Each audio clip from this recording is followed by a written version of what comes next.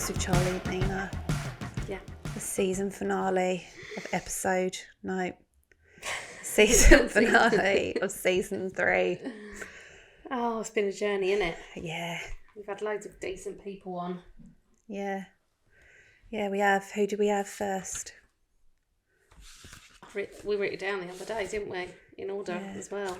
Well, let's just pull some out. Yeah. B-Ducks. B-Ducks, yeah. Tana Hassan, who was last week. Tom Davies. Yeah. Yeah, we got loads of messages actually after the Tom Davies episode about mental health. So, and lots of people wanted to come on. Lots of people asked us, didn't they, if they could come on and talk about mental health. Yeah. We're like, great, but we want to know about sex life. Yeah, this is a sex podcast. Yeah. We've done an episode about mental health. Yeah. What more? But they just want a slice of the razzle dazzle, don't they? That's what it is. Yeah. And I think mental health largely is doom and gloom, innit? Yeah. So to get that like light relief from it is probably why people want to come and do it. So they're not just like... Yeah. Yeah, I suppose. I mean, we could adapt Sex with Charlie and Nina to, like, what would we call it? I mean, I'm already on thin ice with talking to people about sex that I'm not having. So I'm not in a position to be talking to people about mental health when I'm literally a fucking hair away from a breakdown every single day. Yeah. Yeah, I know, but I think that is what qualifies people to be able to talk about it, because I don't think anyone that's doing a mental health podcast is actually qualified to talk about mental health. They're just talking about their own experiences, and that's why people like it. Yeah, mental health podcasts, yeah. Isn't it? Because it's like an open chat about it rather than, you know, someone telling you like, and how did that make you feel? Yeah. Or if you just cut out one coffee a day. Yeah. Or if you just go for a walk, you just think, these are all great ideas, thank you. But let's start with getting out of bed. Yeah. And it seems to be like a little community, like-minded people. Like, you know how like Alcoholics Anonymous works. It's just a bunch of people that are all alcoholics sitting in a circle talking about it. Yeah, yeah. And it's that community and that like the fear of judgment that stops you from going and getting real help. Yeah, true. Oh, God. No one ever calls you as well. Who is this? Hello?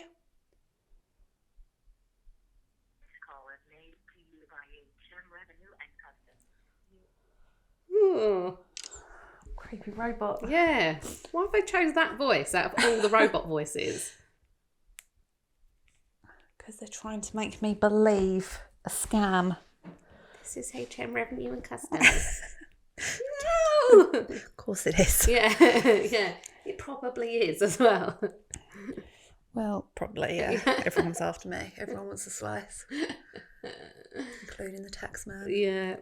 So, so no, we're not going to do any more mental health episodes. Well, we're not planned to because it is a sex podcast and we want to stick with what we know, really. Yeah. Yes, we are mental. Yeah. But I mean, still ask us if you can come on so that we can say no. we had someone actually email us and ask if he can come on as a guest, and he said he had body dysmorphia. Oh yes, yeah. And he makes TikToks. Yeah.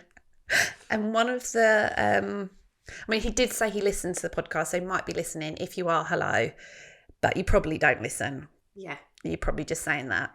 One of the TikToks he sent for us to look at as like, this is who I am kind of thing. What do you think?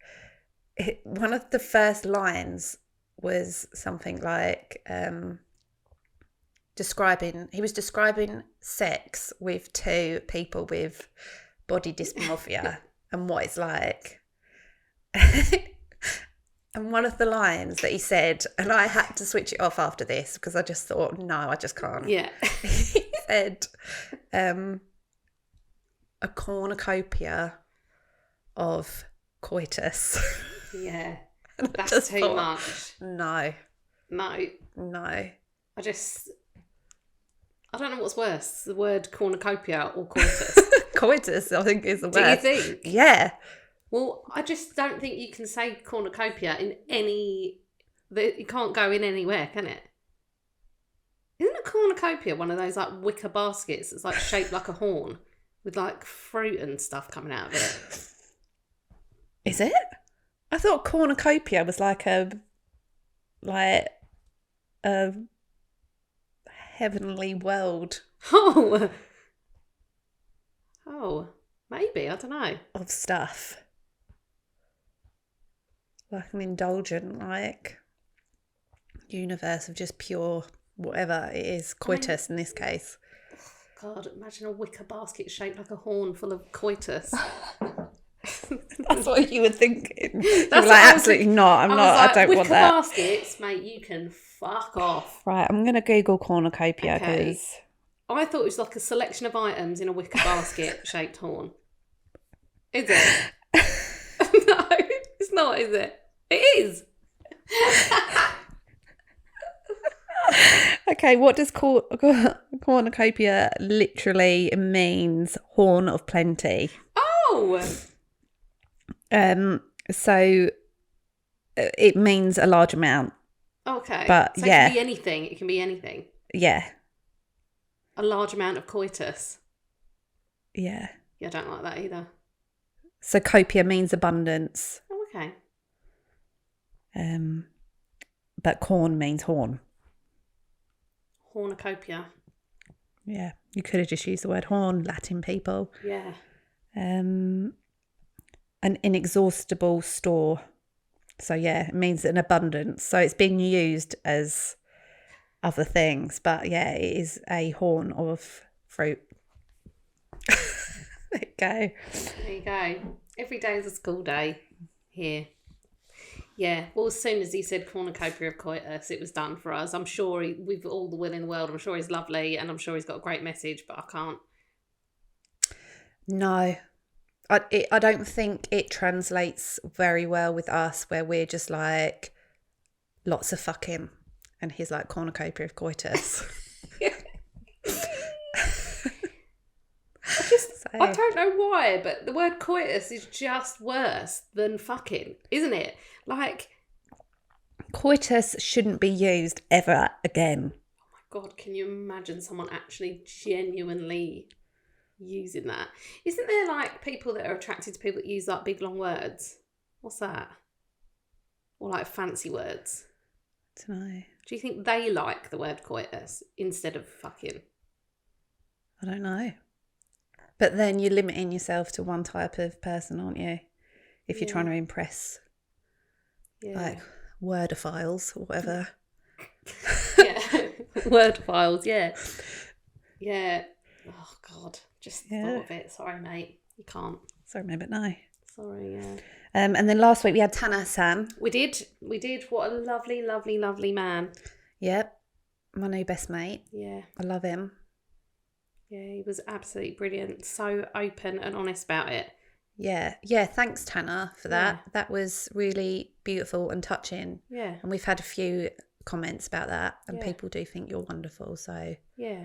And he wasn't even sure that he had, like, that he was, like, wanted to do it, but then he thought, no, I will talk about sex. Which is, like, weird, because I imagine he spends a lot of time talking about sex, other people's sex. Yeah. So to be hesitant to talk about your own life. But then I suppose it's easy, isn't it? It's easier to talk about someone else's like life than it is to talk about your own. Yeah. Yeah. Yeah, of course. He was absolutely brilliant. Yeah. And yeah, I think all of our guests really are like quite brave. Yeah. Aren't they? To come on and do it, because we forget how nerve-wracking it is to talk about those kinds of things. Yeah. And I know, like, quite a lot of our guests are a bit like, I do want to, but they, you know, they'd love to come on and do a podcast, but talking about sex, they just can't. I don't know if I want to. So thank you to all of our guests. We Yeah. had Blue Murder Club, Carol and Lauren. Yeah. Oh, they were brilliant as well. That was They nice were. to get a little insight into Stu's deepest, darkest. Yeah, I blowjob in mean, the cinema. yeah, I saw another side of him that I quite liked. Yeah, I prefer the Stu that gets blowjobs in the cinema to Stu that doesn't get blowjobs in the cinema. Yeah, and it's a shame that he's not like holding on to that Stu, because that's a fun Stu. Yeah. What happened, Stu? What happened, Stu? Where did it all go wrong, Stu?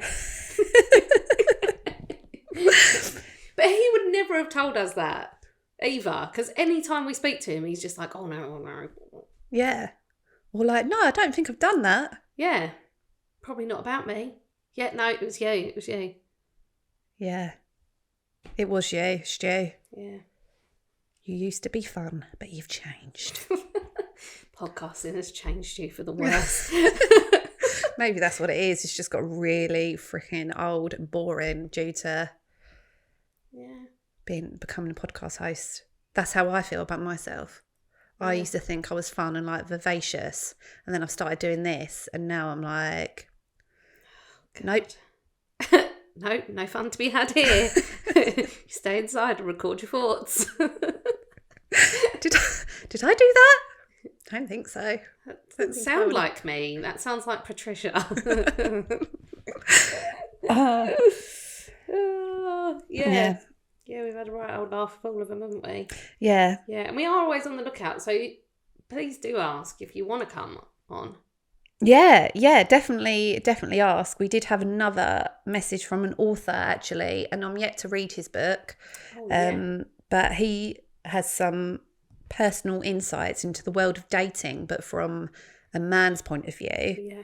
So I just need to do some research into making sure that he is like a normal man and not just someone that is crying because they're getting rejected by women. Yeah. Well, you can never be too careful, because we've had lots of stories, haven't we? That men have sent us, and they're like, oh my God, listen to this dating story. And we're like, oh, wow. Yeah. They're You're like, the issue.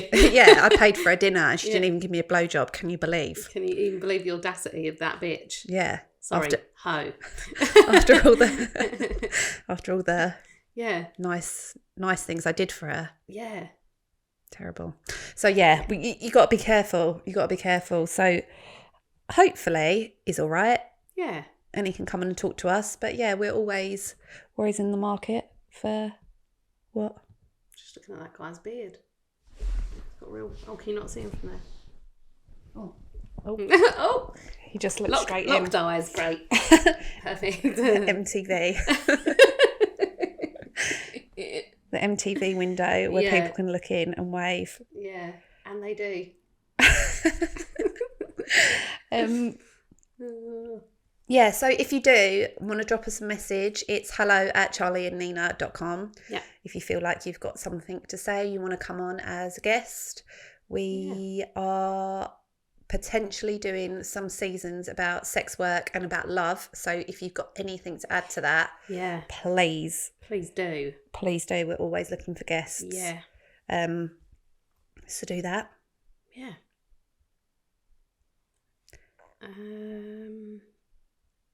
And if you want us on yours, we like to decline invitations to other people's podcasts as well. Yeah. But yeah, talking about becoming old and boring. Yeah. You had a not so old and boring encounter recently, didn't you? That you've been keeping under your little hat. We're keeping it under my little hat. Not for any other reason other than like just waiting for a time to talk about it. So I spent the week as a dominatrix, I suppose. Okay. So what kind of how? Well, first of all, how did that come about? So I was approached by a gentleman. I will call him a gentleman because he was a gentleman. Okay. We can't mention any names because he's on the scene. Yeah. Very, very high profile, famous man. Yeah.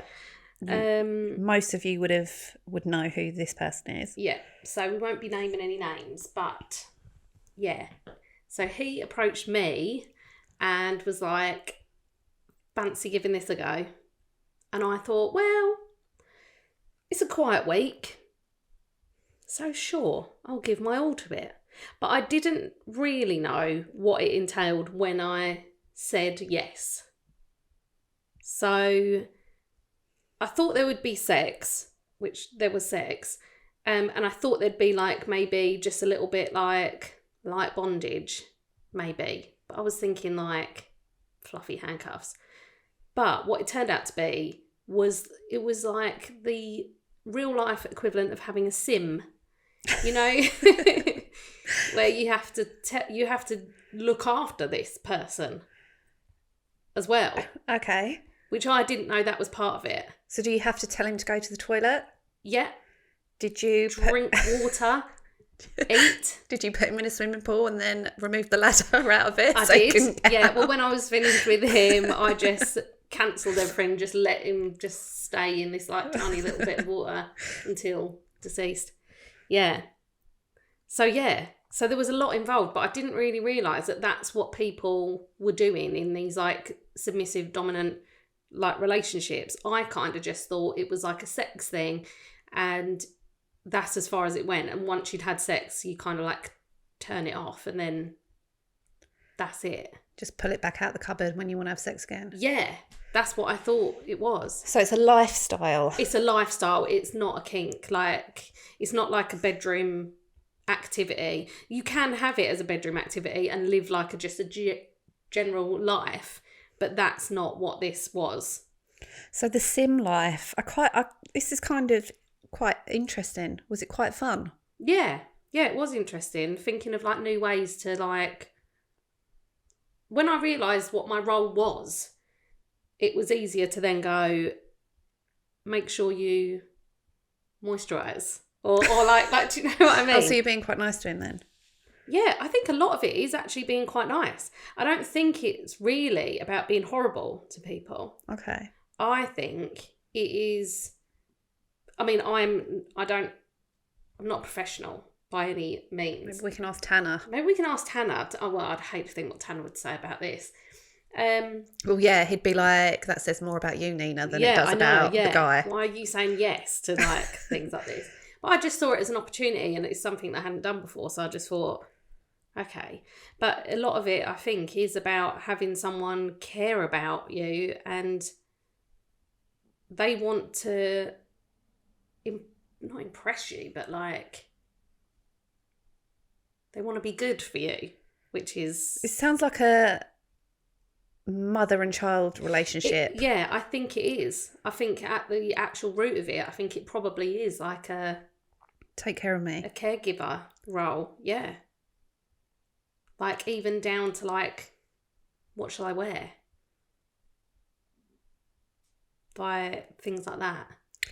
That part, but obviously the sex part. The sex part is... It's not a mother and... The sex part is not a mother and child situation. Not at all. So... yeah, the sex part is kind of like... I don't even know if you even need that element in it. I think that a lot of submissive and dominant like exchanges have that sex element to it, but I don't think it's necessarily the be all and end all. And I think a lot of the time withholding sex from that person is probably one of the hottest things in it. But you didn't withhold sex with this person, did you? No, I didn't. I'm not mental. Like, I've got an opportunity to have sex with someone. I'm not going to like waste it. So what was the sex like? It was really good. It was something completely different. Like, yeah, it was really, really good. So it wasn't like, I hate using the word normal sex, but it wasn't like, there was some normal aspects to it, but a lot of it was like, well, I mean, I fucked him in the arse basically. Like, I don't really know a gentler way to put this. What did you fuck him in the arse with? Strap on. Okay. I'm not making my own stuff. This isn't like a bodge job. Well, you are crafty. I am crafty, yeah. I think crafts and sex probably shouldn't mix. So no, when things are going inside, you got to get the right equipment, haven't you? Oh, absolutely, yeah. And there's so much to that as well. Like creating an environment where it's safe to, like, when you're dealing with shit, you've got to be like careful. And I've got like super long nails as well. So it was like a latex glove type situation, having everything prepped and ready just in case there was an issue. Just in case the shit hit the fan. Yeah, like literally.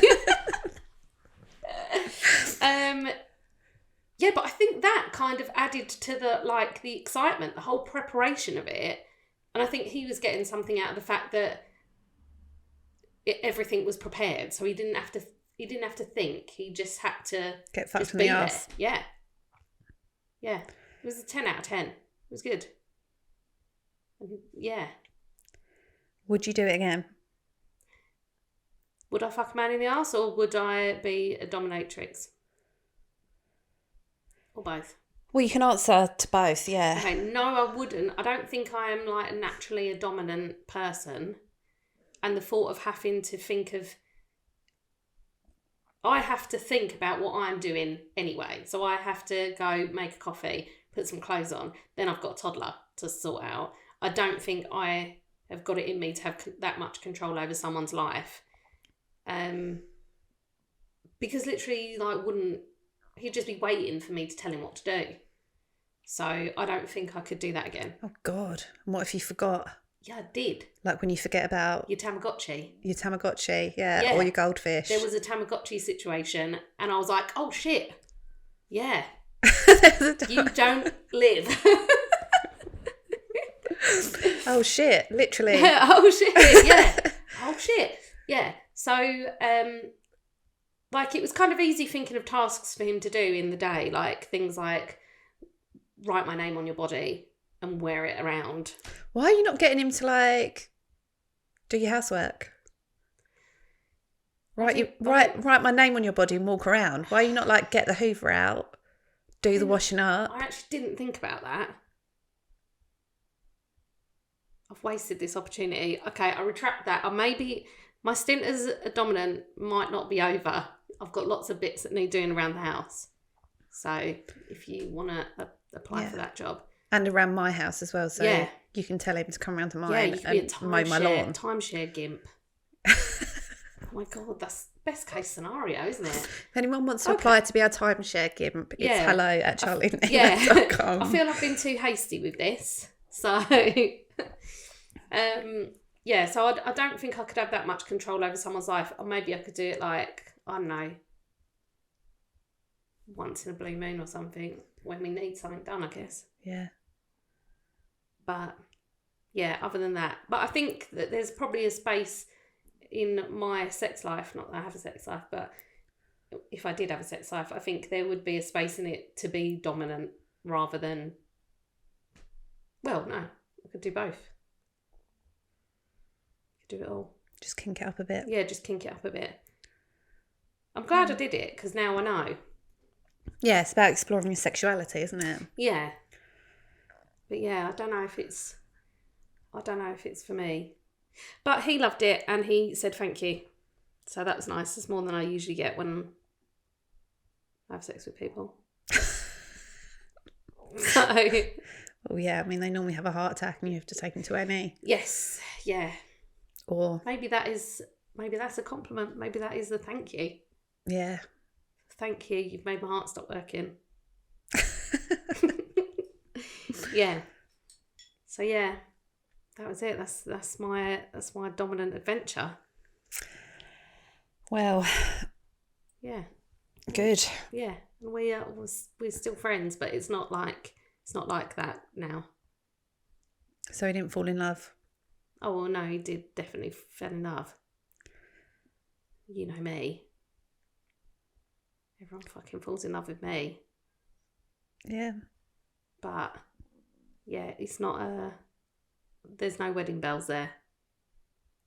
Oh. Sorry to disappoint everyone. So what else is happening then in your love life? Anyone else?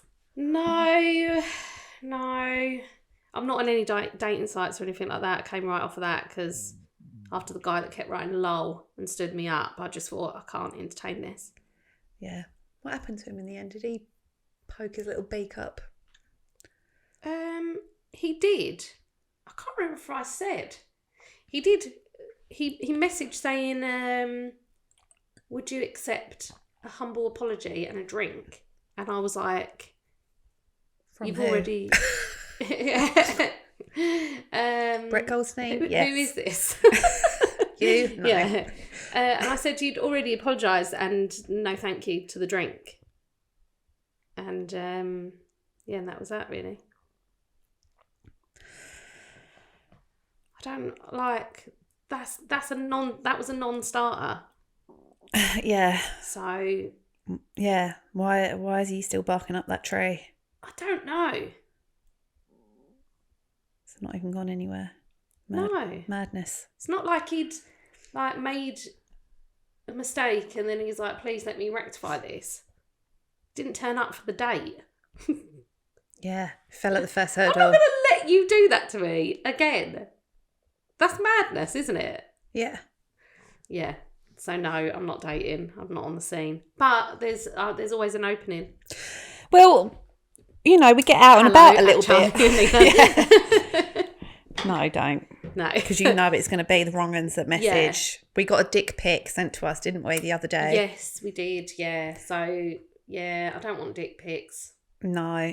Not even a good morning. That was the rudeness of it. Not even a hello.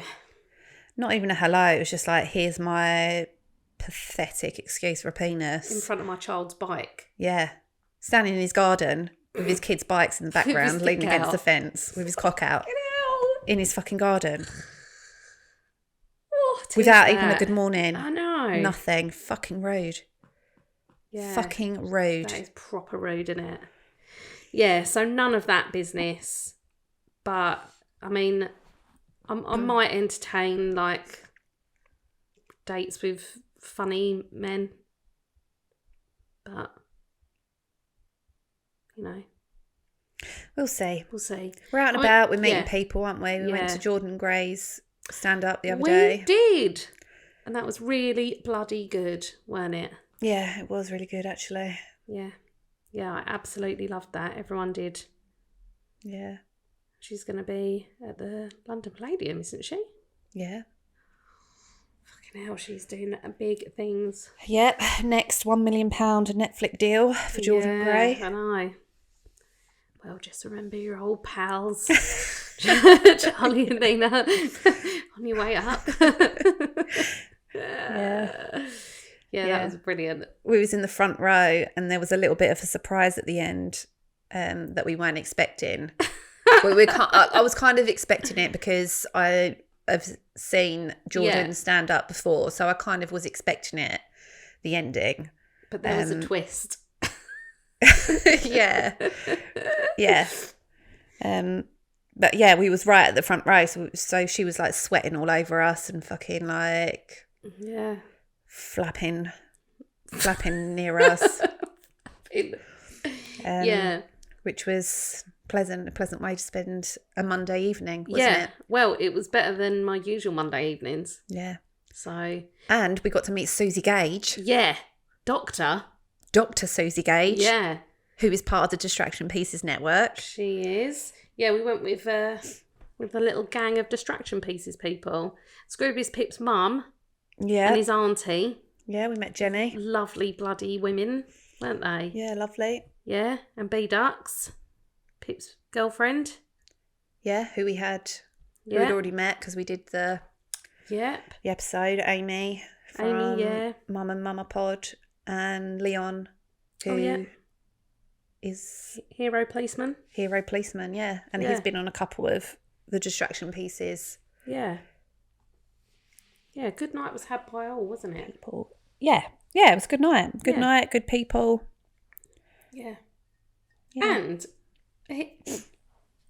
nothing weird happened. Did it? No. That's weird. That's weird in itself.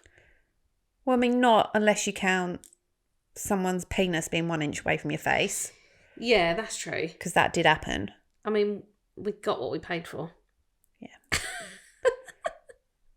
Yeah. It was the ginger pubes that fucking shocked me. Yeah. Can't believe that. I'll never get over it. Walking around, pretending to have black hair. Acting like one of us.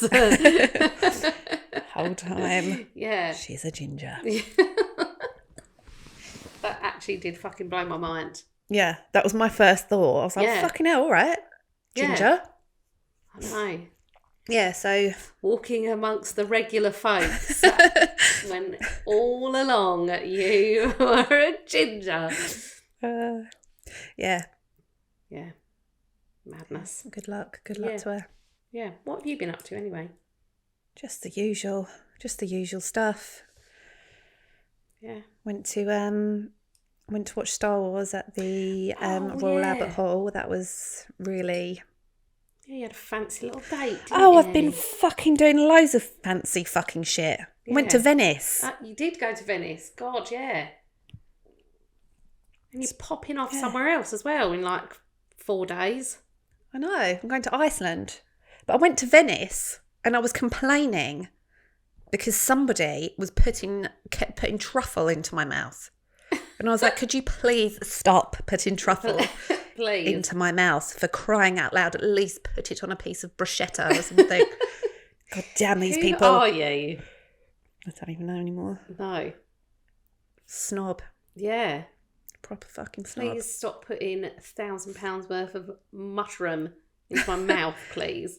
Yeah. It's too much. I don't know who they thought they were. Yeah, you had a good old time there, didn't you? You went to a few nice places. Yeah, I went to the opera. Yeah. Went to a Venetian opera. It was freaking beautiful and Did stunning. you have the little flippy glasses? Like in Pretty Woman, where she's like, can't make it work? No, we didn't. But thank you for making me feel like I wasn't getting my money's worth with that. Because now I want to go to an opera that has the little flippy glasses. Uh-oh. Some people just don't make enough effort, do they? No. No, they don't. So, yeah, I've been doing all sorts of things like that. Bloody life O'Reilly, ain't ya? I know. I'm just too good for everyone now. It was going to happen. It was just sooner or later, wasn't it? Yeah.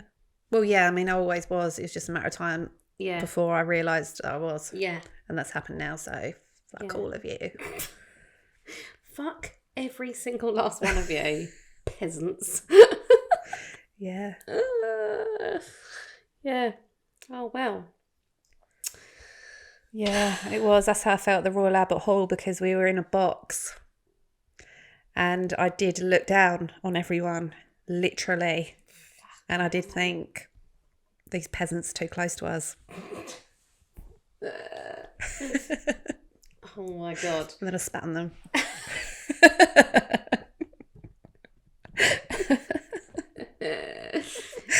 Anyway, if you want to sign up to our Patreon and give us £3 a month. You're encouraging her. She's living too much of a good life. This is your fault.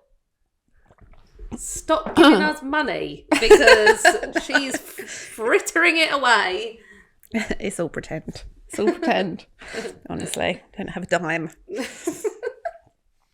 Yeah, but do sign up to our Patreon, just because. Yeah, because we actually don't have any, and no, we need it. Yeah, we do. Yes, and you'll get a few little extras as well. I've got a couple of ideas for our Patreon. Yeah. Oh. So I think what we should do is record an episode for Patreon and have it with you, one of you answering the questions that we ask people. Oh, yeah. Like, what's the kinkiest thing you've ever done, etc. And then another one with me. Yeah. So a little bit of extra Charlie and Nina. Yeah. And there is actually a video on there of me in a sex swing. Yes, there is. If you're a foot fan, that is the one. Oh yeah, my bare feet are in there as well. Yeah. So that's worth £3 in itself. Oh, you know who's got a foot fetish that told us the other day? Oh yeah. Tanner. So if you're listening to this, Tanner. Yeah. We won't tell anyone if you sign up to look at my feet. You're only human. Yeah. I meant to ask him, actually, because pretty much every single man I know has a thing about feet. Mm. I wonder what that is about men that like feet. I don't know. I think feet are like Marmite, Yeah. aren't they? I don't love feet, but I don't hate feet. Like, I wouldn't be like wanking over someone's feet. I love feet. I would wank over someone's feet. I don't know. I don't feel sexually aroused by feet, which is probably a good thing considering the job God, I do. yeah, Can you imagine? Fucking on some sort of register, wouldn't you? Yeah. So yeah, I don't get sexually aroused by feet, but I do think like I do really appreciate like a nice pair of feet, and when they're like not nice, I do just want to make them nice. Oh, do you? Yeah, I want to get like the pumice out and like, and I'm not sexually aroused by it, but I do get a bit like, yeah, that's it. Get all that dead skin off. Yeah. Oh my God. Yeah. Okay, I don't feel that way about feet. Oh. Like, I can accept that people have feet and live alongside people with feet, or people with no feet. But I don't. Yeah, it's not a sex thing for me. I don't think it's a sex thing for most women. I know that's really generalising and me talking for every woman, but as a whole, I feel like it's definitely a fella thing. Yeah. Well, Tanner explained it like the shoes and the whole... Is that a shoe thing? Is it a shoe thing or a foot thing? I think they go hand in hand, shoes and foot fetish, because when we were talking to Ginger Sumise, she said that the ones with the foot fetish want her to put high heels on and tread in like mud and like shit. Yeah. And they want like really dirty old shoes. Yeah. So I think a foot fetish and a shoe fetish kind of are mutually exclusive. It's just so strange that it does kind of seem like it is just men. I'd love to hear from some women who like feet. Yeah, I actually want to delve more into foot fetish, so I might be hitting Tanner up about that because I am quite interested in that. Yeah. Maybe we could do like a little season on fetishes. Yeah. And just have a little look, try some stuff out. Yeah. Yeah. Oh, okay. Well, let us know if you've got a foot fetish. Yeah. And tell us why. Yes. What is it? Hello. And do you think there's a sock fetish? Oh, there's an everything fetish. There's an everything fetish. Of course, there's a sock fetish. Yeah. There's a bloody like cup Dobby fetish, from probably. Fucking Harry Potter. Master has presented Dobby with a sock. I dated the guy. Well, I say dated. I didn't date him at all. I slept with a guy who used to like those like tan, like old lady stocking sock type things because they reminded him of his nan. Dirty bastard. Yeah. Weird. Yeah. Anyway, have you got something prepped for us? Yes, I have. Yeah. Well, I thought we'll be attending a wedding soon. Yes, my sister's getting married, and that's part of the reason why we're having a little bit of a longer break between seasons this time because wedding prep. We've got a lot on. Yeah. So I thought I found an article which includes 129 ways to bag yourself a husband. Okay. So here are all 129. No, I've selected a few, and in true Nina fashion, I've stopped at 16. It's a random amount. 16 is enough. Yeah. As like with these things, it is often like, you know, you can really cut it down. 129 ways is totally unnecessary. Why are we not all walking around with husbands if there's 129 ways to get one? Well, from the ones that I've selected, I feel like we're doing it wrong. Okay. Hit me with it. I'll hit you. So this article is from 1958. Oh. Okay. So, but I feel like some of them could be relevant today. Okay. So these were written before women were human. Yes. Okay, cool. Yeah. Yeah. So we were inanimate objects just to be found around the house. Okay. Heavily sedated. Waiting to be Picked. picked by Yeah. a human man. Yeah. Okay, right. Okay.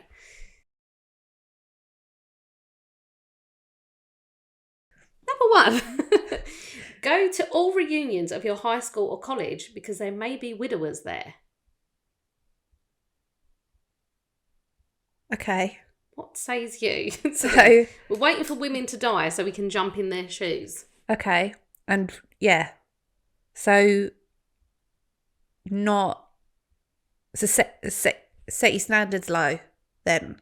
Don't go absolutely. for a bachelor, go for one that's maybe quite Definitely. vulnerable, Yeah. upset, buried Yeah. his wife, Yeah. desperately trying to find another replacement. person Yeah. as quick as possible. Yeah. That's a good idea.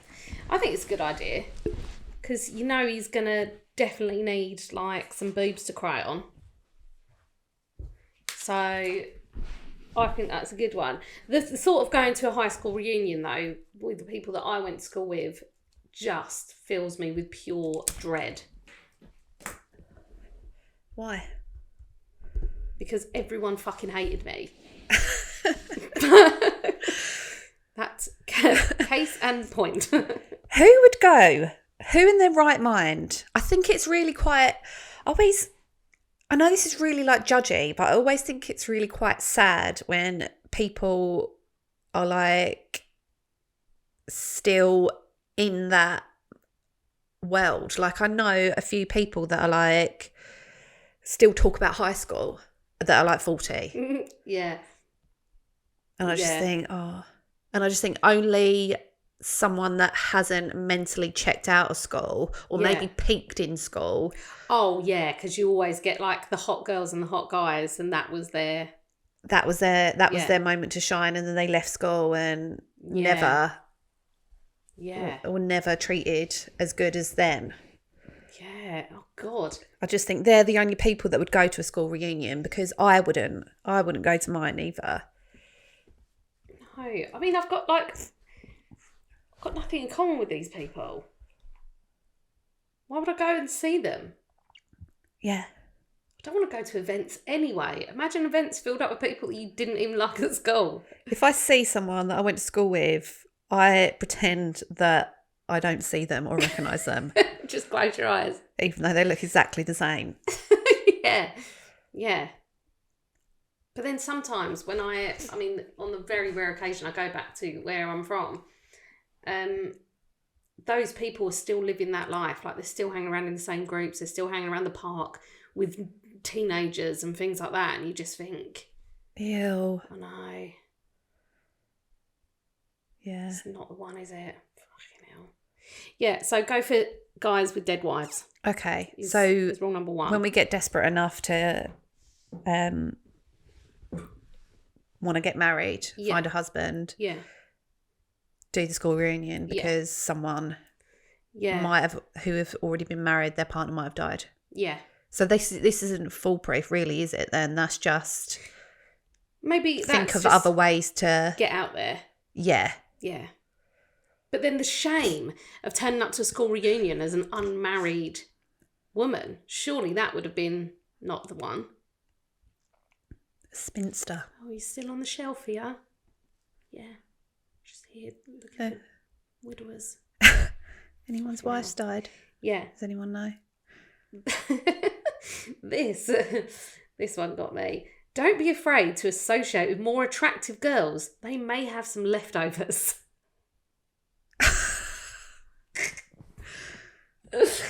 So, just pick up the crumbs of the reject. This is why you hang around with me. Yeah, just waiting for you to drop a freaking morsel. Oh my God. Waiting for someone who's desperate to get close to me so they they consider marrying you. Yeah. That's really sad. That's so fucking horrible, isn't it? This is really sad. I know. Wow. This one's a bit of you. Okay. So number 3, Learn to paint and set up an easel outside an engineering school.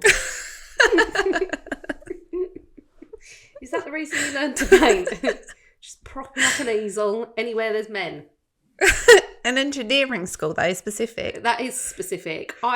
Maybe that you could apply that to anywhere that's like, I don't know, fire stations. I'm going to see if there are engineering schools, because I never heard of that. I mean, this was 1958. Let's not forget. Engineering schools near me.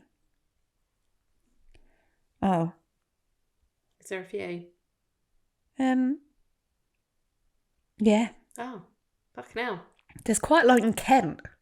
So, learn to paint, move to Kent. Pick up your little easel and pop over to Kent. Yeah. Yeah. Get them as they come out. And if they're in school, they're young. Yeah. Get them while they're young. Yeah, that's true. You don't have to wait for them to marry someone else and for them to die. Yeah. Yeah, get them while they're fresh. Yeah. Yeah. Okay, so learn to paint. I don't think you need to learn to paint to set up an easel outside and... No, but you don't want men coming over and telling you how to fucking paint, do you?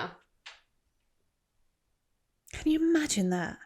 Just taking your easel out and just setting it up like somewhere random.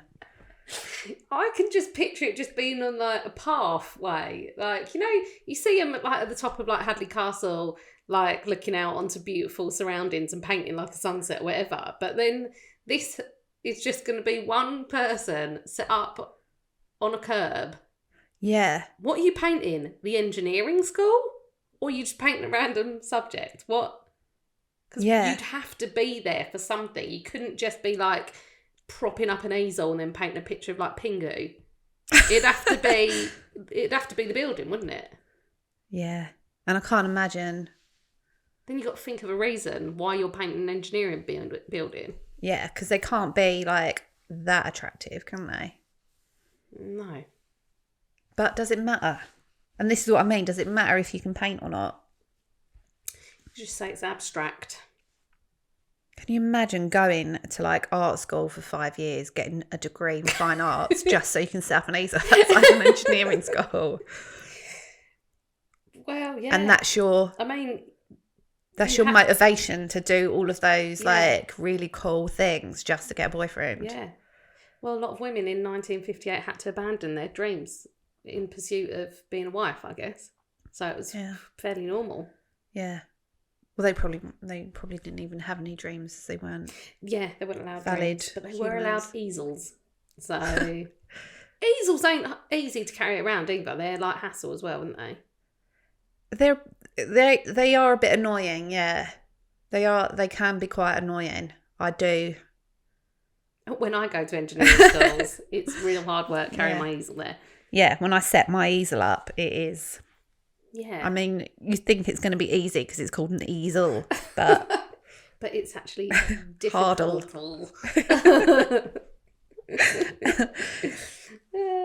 Okay, number 4, carry a hat box. Why? There was no explanation to this.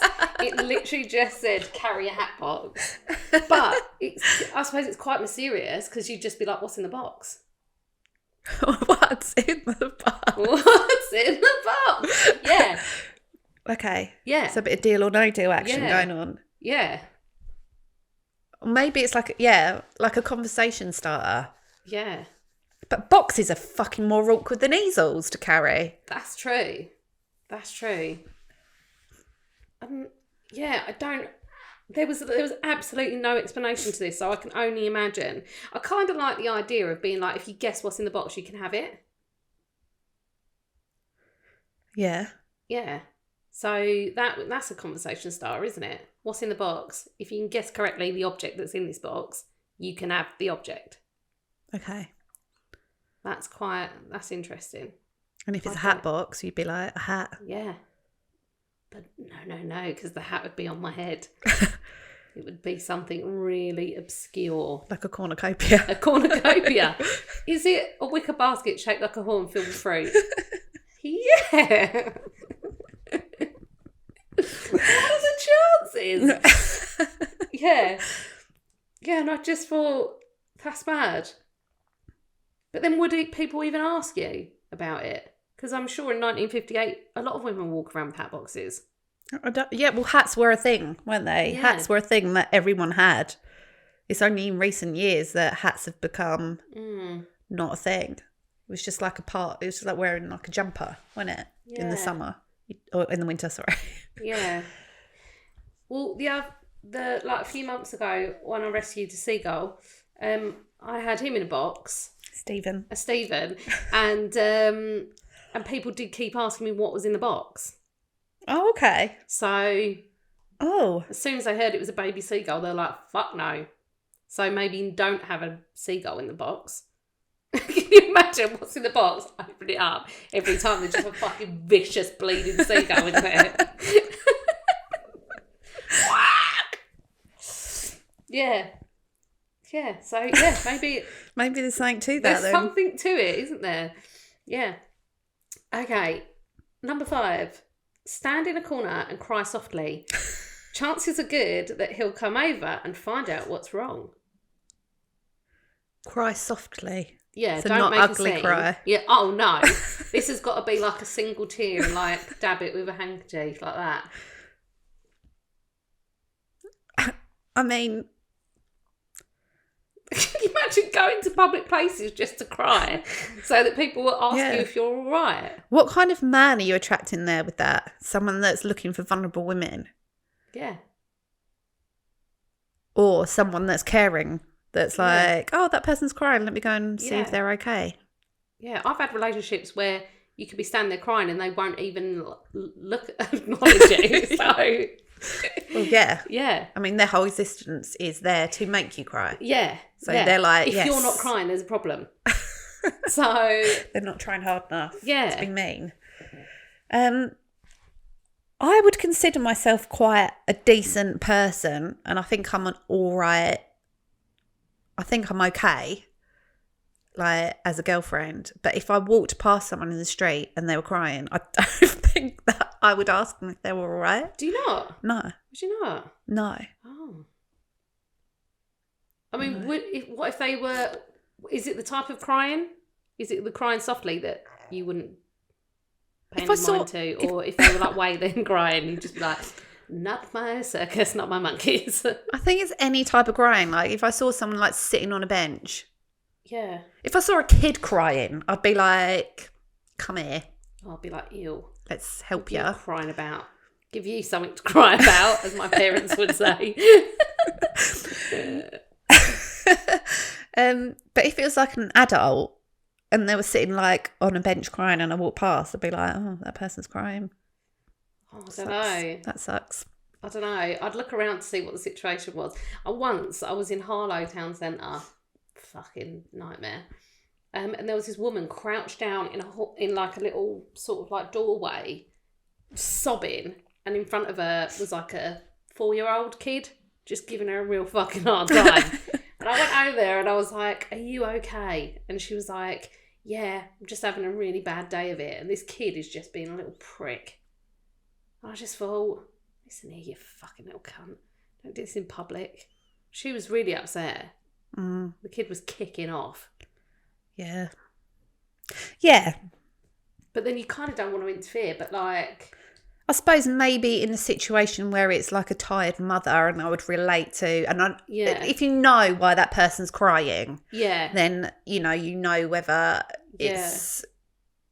That's a relatable situation for us because we have been in public crying with a fucking kid under our arm, just like, what? Yeah.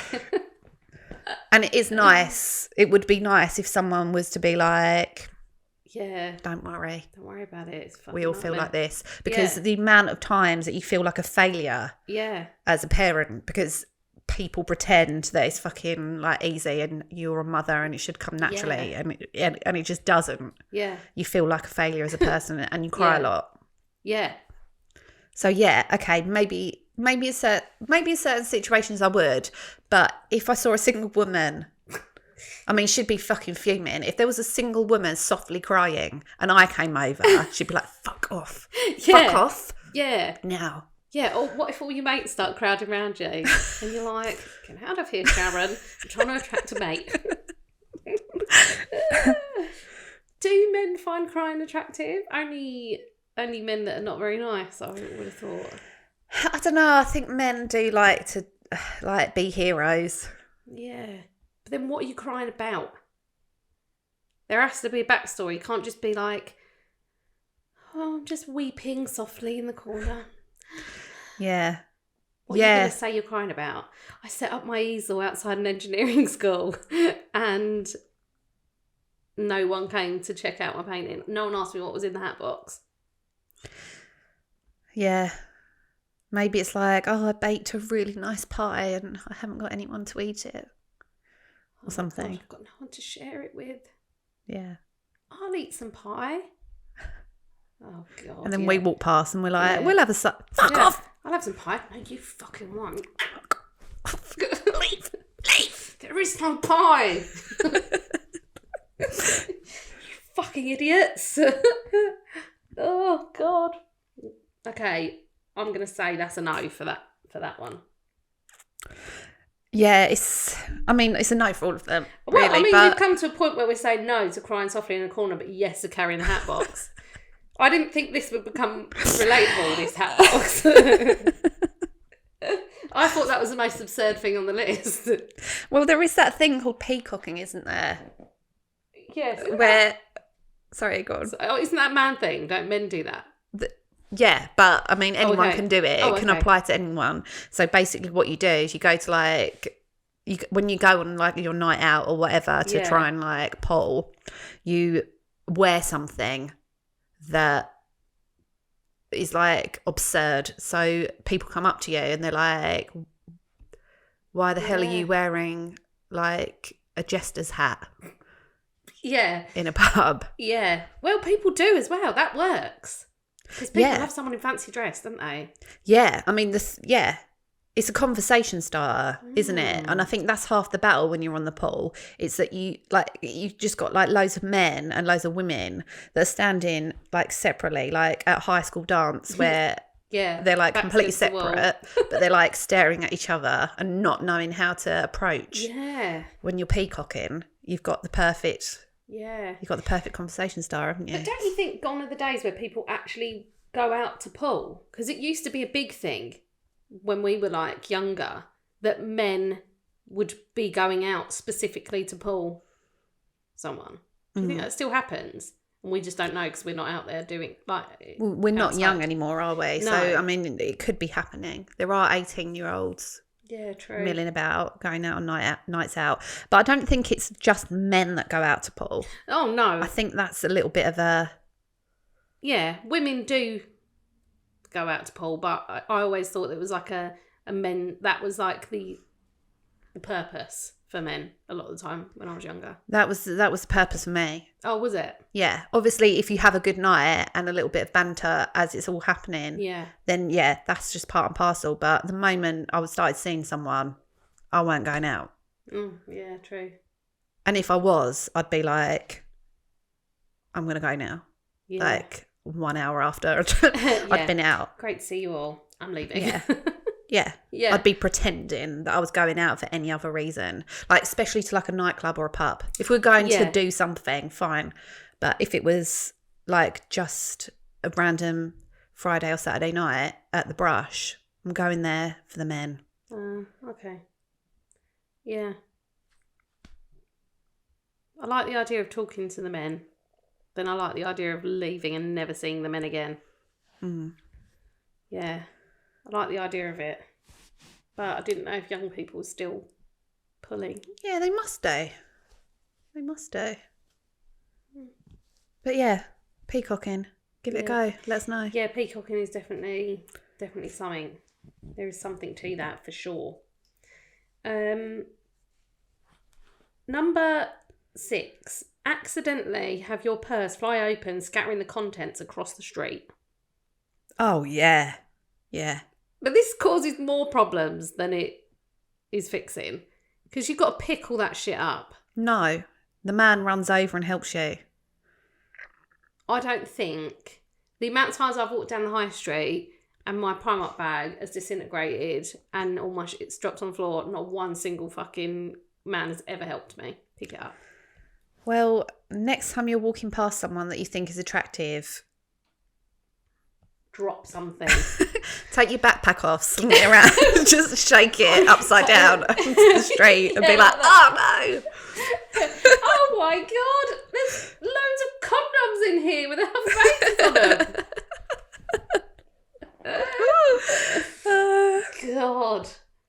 Fucking hell. I would hate the contents of that backpack to fall out anywhere. Do you remember when we took our condoms to London and we had our bags checked on the way in, and it was literally a bag of condoms? So he was like, oh, can you open your bag? And you were like, yeah, sure, it's a bag of condoms. And he looked in and it was a bag of condoms. He was like, that's fine. He didn't even, I don't think he even checked my actual bag after he saw the bag of condoms. He was just like, go in. Please don't. Let's not have this conversation. Yeah, this is too embarrassing. Go. It's a way to smuggle stuff. Yeah. If you just cover it in something like sex that people are fucking embarrassed to talk about. Tampons. Oh, it's a bag full of tampons. No one will fucking... Yeah. No one's having a look, are they? Yeah. Or like loads of self-help books with like a nice little bottle of like rum or something underneath that you're smuggling in. Yeah. Oh, she looks like she's really got her life together. Opens a bag. Yeah. 128 ways to bag husband book right on the top. Oh, fuck that. There you go. Go on. Go on in, you fucking loser. I like the idea of someone helping. Like, you know, you see in the films where like the girl drops her books and then the boy picks up the books and then carries them home. Yeah. I like that idea, but... Like meet cute. Yeah. But that ain't real life. Well, I mean, I don't really drop much in the high street. Next time we're walking down the high street and there's a man that's hot, I am literally going to push you into him. Oh my God. And then sorry about that. Just throw your bag off your shoulder and... Shake it out in front of him. I'll leave you two to it. Yeah. Would you mind if I did that? Would you be like, what the fuck are you doing? I can't believe you did that. Everyone else would be like, what the fuck are you doing? Because they will have seen you shove me into a van and then see you shaking out the contents of my backpack. People will be like, is she her carer? Can you imagine? We can't meet people when we're together because that, you know, it doesn't work that way. Because we're laughing at everything. Well, I'll just quickly disappear then. I'll just not like shoulder barge you. Run. Yeah. Yeah. Maybe you could just have a pocket full of bits and then just scatter them like that. But you know what the pigeons are like in that high street. The minute they see something hit the floor, they'll be like a flock of fucking pigeons. Yeah. Maybe it could just be seed. That can add to the meet cute. Yeah. What, being attacked by pigeons? Yeah. Yeah. I suppose I do need to test whether they're all right with birds. Yeah. Yeah. Yeah, of course. Yeah. And you're walking around with a fucking bird in your mouth all the time. Yeah. Bird's head. Bird sitting on your shoulder with its head in your mouth. Yeah. They've got to get used to that. They've got to get used to every time they try and kiss me, there will be a bird there kissing me first. Oh my God. Yeah. Do you know what? I was reading a list of icks the other day and someone said that one of their biggest icks is where a guy stamps in front of a pigeon and the pigeon doesn't move. Imagine me like, cannot have sex with him anymore. Yeah. Oh, made me laugh. Okay. Number 7. Again, this applies to you. Mm-hmm. Get better looking glasses. Men still make passes at women who wear glasses. Or try lenses. So don't worry. Don't worry, Four Eyes. Don't worry. People will still consider it. Yes, their wife might have to be dead already, but they will consider that you won't get overlooked just because you're wearing glasses. Well, it's actually really weird because I never wear glasses. I always put my contacts in. But this morning, I've left my glasses on. And I don't know why. Because I literally, when was the last time you saw me in glasses? I know, yeah. I don't remember the last time I saw you in glasses, actually. Yeah. And now I feel like insecure about them. Well, you should, but don't worry. You can wear lenses. Someone will still take you. Yeah. Someone desperate enough will still take you. Don't you worry about it. Specky cunt. It just made me like glasses are like a fashion accessory. Like now, yes, you might get the odd person who's wearing them as a fashion accessory, but in 1958, I would have thought they were like an essential. It's not your fault. Yeah. But they're like, oh, can't see as well as everyone else. You're definitely getting left on the shelf. Yeah. And also to the glasses people, if you are that desperate for a husband, maybe consider taking your glasses off so you can't see how ugly the men that are approaching you are. So don't get lenses, just take the glasses off. Yeah. Yeah. Little tip Just, from me. Just a little tip there. Yeah. If you can't see them, it doesn't really matter what they look like. So what would be like a decent pair of glasses then? I don't know. I like those glasses. The ones that you've got. I don't know. Yeah. I don't really know what they had available then. Yeah. I mean, those like Miss Finster, like little beads that they used to wear tied to their glasses, maybe ditch them. Yeah. Get them off. Yeah. But then I think that people wearing glasses back in the day probably would have worn their glasses all the time, not taken them off. Yeah, I suppose it depends. Yeah. I mean, I'm guessing we're quite old at this point where we're getting this advice. Yeah. So maybe they might just be reading glasses. Yeah. So in which case, ditch the Miss Finsters. Yeah. Yeah. Get out of it. Yeah. I wonder if like that works for like men as well, because I didn't look for an article on how to bag yourself a wife. Because I assume you don't really need a rundown if women are pulling out all of these stops. But would women consider men with glasses less viable? Yes. Yes. Oh. I don't know. If I saw someone with a monocle, I would be like, okay. Yeah, well, that's a monocle. Yeah. I'm trying to think if I've ever dated someone with glasses. The thing is, for me, dating someone with glasses is if you're both wearing glasses, there's a little bit of a clash of glasses going on. Oh, no. Like when you like kiss or hug or whatever, gets in the way. It gets in the way just one person. So you have to just take it in turns. Who wants to see? You have to like turn your head like Oh, no. 90 degrees to the left to kiss. Have you ever had a situation where you've like tangled glasses up with each other?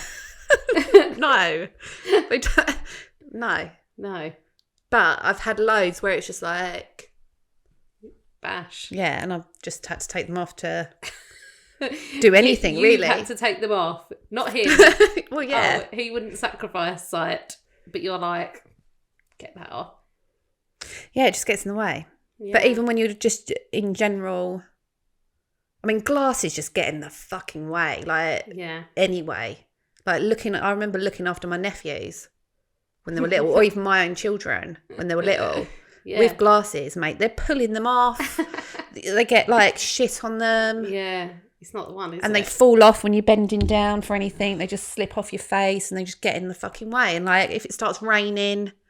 You're getting fucking specks of rain all over them. Yeah, and when masks were a thing, they were steaming up. They steamed up, and when it's sunny, you can't wear sunglasses. It makes you wonder whether you even want to see or not. Like, yeah, well, yeah. Is it worth it? They're so like I've got nothing against like glasses as like a prejudice against people wearing glasses, but they are fucking annoying, and people walk around like you just said with fake glasses on, and it's very offensive. I find I get choosing this, are you? Yeah, I get offended by people walking around with fake glasses on for fashion. It's so weird because when you take your glasses off, I feel like you look normal, but I know people with glasses, when they take their glasses off, you just think that's a completely different fucking head. Put your glasses back on. Yeah, that's not. You don't look like that. Why is that? Why are you allowed both ways? But some people, when they take their glasses off, you're like, the fuck is that? Well, that's because I don't wear them. So you're used Yeah. to seeing me without them. Yeah. And also, when you wear them all the time, you actually get really dark rings on the insides dear. of your eyes. Yeah. Oh, God. Thank fuck I don't have to wear glasses. That would be like... I'd look like a panda. I've got the darkest rings anyway. Jesus Christ. Okay. Number 8. This is for both of us. Take good care of your health. Men don't like girls that are ill. That's very fitting for me right now as well. Men just don't like ill women. Yeah. What the Oh my fuck is God. that? I know. And if you are ill, pretend that you're not. Yeah. Soldier on. Don't you even let them know. No, because you've got to look after them. Yeah. Men don't like ill women. Yeah. You're a bit sickly for me, no. What the fuck? God. Take care of your health because men don't like ill. How can you... How? How are you taking care of your health? I take care of my health and I still get ill. Well, I like to think I'm doing, like, taking precautions, like I eat well. Yeah, and take your all vitamins, of that. drink your water. Yeah. Yeah. And what if you're just chronically ill? Like, what then? Yeah. What is that? Just you're a write-off now? Yeah. Fucking hell. And the notion that you would take care of your health just so a man will like you. Yeah. You with your thyroid. Yeah. Walking around Asda Oh like my a freaking God, 90-year-old woman. Shuffling about. Yeah. It's no surprise to me that I'm bagged a husband. Not with my ill health.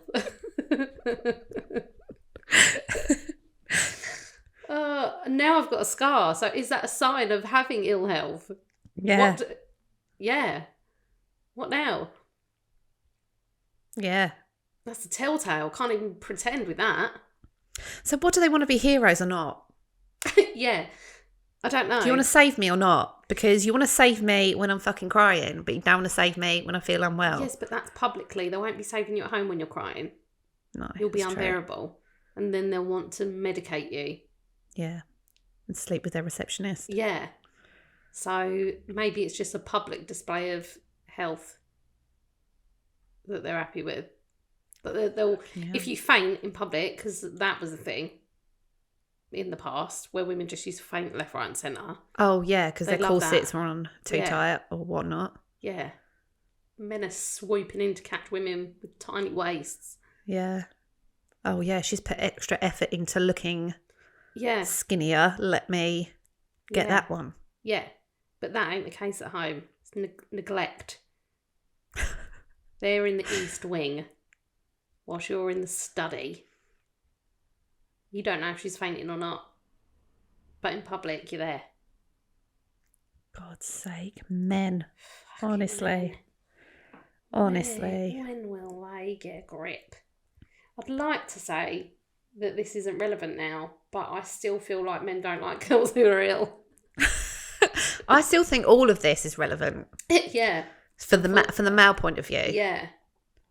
I think men would love, because now obviously it's harder for men to get a girlfriend than what it is for women to get a boyfriend. Oh, yeah. Like the getting of it. Obviously we can all get a man if we wanted to, but the quality of them. Trying to find a decent one, that's the hard bit. But to actually get anyone, it's easier for women than what it is for men.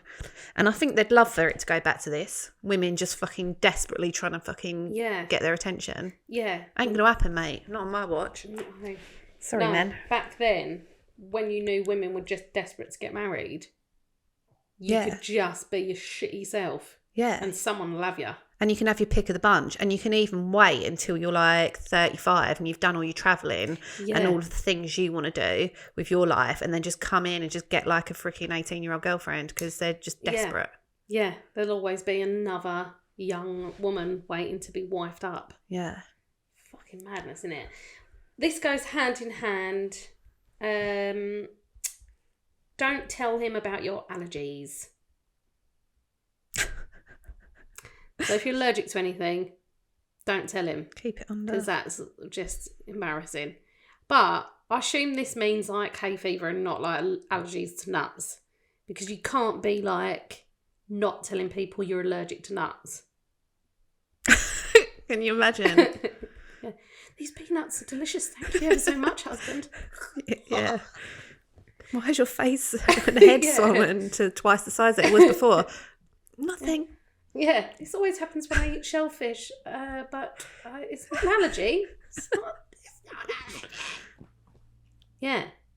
What, just keep your allergies a secret? Keep because your stuff no one's to yourself. walking up to people and going, oh, I'm allergic to this. Oh, they are, though, aren't they? In real life, people are fucking... They love it. Yeah. People love to tell you. Yeah, but you know they're not allergic to anything. The amount of times that I ask people if they're allergic to things, because it's a question that I have to ask clients, and they're like... And they tell me something that they're intolerant to. Like, oh, I can't eat, like... I was sometimes getting an upset stomach with cheese, but other than that, I'm not. That's not an allergy. No. People are just desperate, aren't they, to tell you that there's something wrong with them, like it's like a big reveal. Yeah, we said this. We were talking about this like the other day, weren't we? About people loving to have something like wrong with them, so that it gives them like a bit of an edge. Yeah. But really, everyone just fucking hates it when someone inconveniently is allergic to, like, peanuts. You just think, it doesn't make you edgy. It makes you really fucking annoying. Yeah. Like, I've never thought to myself, I wish I had, like, a really serious allergy like them. Yeah. It's not something to be envious of. Or No. I don't think it's cool. No. It terrifies me. Yeah. It's really bad. And you know that if there's someone... Because I know a few people that have peanut allergies. It's fairly common in that sense. Yeah. The moment I'm near these people, all I want is a fucking peanut butter sandwich. The moment someone's like, you can't have peanuts. Yeah. I want them. Yeah. I want like a whole bag of monkey nuts. Yeah. Suddenly, I want them. Yeah. It's weird, isn't it? Well, you're not allowed to like pack nuts in like the kids' school lunchboxes and things like that. And I just think, how are they going to know? Like, you're not allowed Nutella. Oh, Nutella, that's a joke. How are you going to know? Peanut butter, fine, because a peanut allergy will kill someone. I know, but have they... what I want to know is there someone there with an allergy to nuts? If there isn't, just let me do it. I'm completely fine with people with peanut allergies. Like, it doesn't bother me at all because it's just like one thing that you just can't have.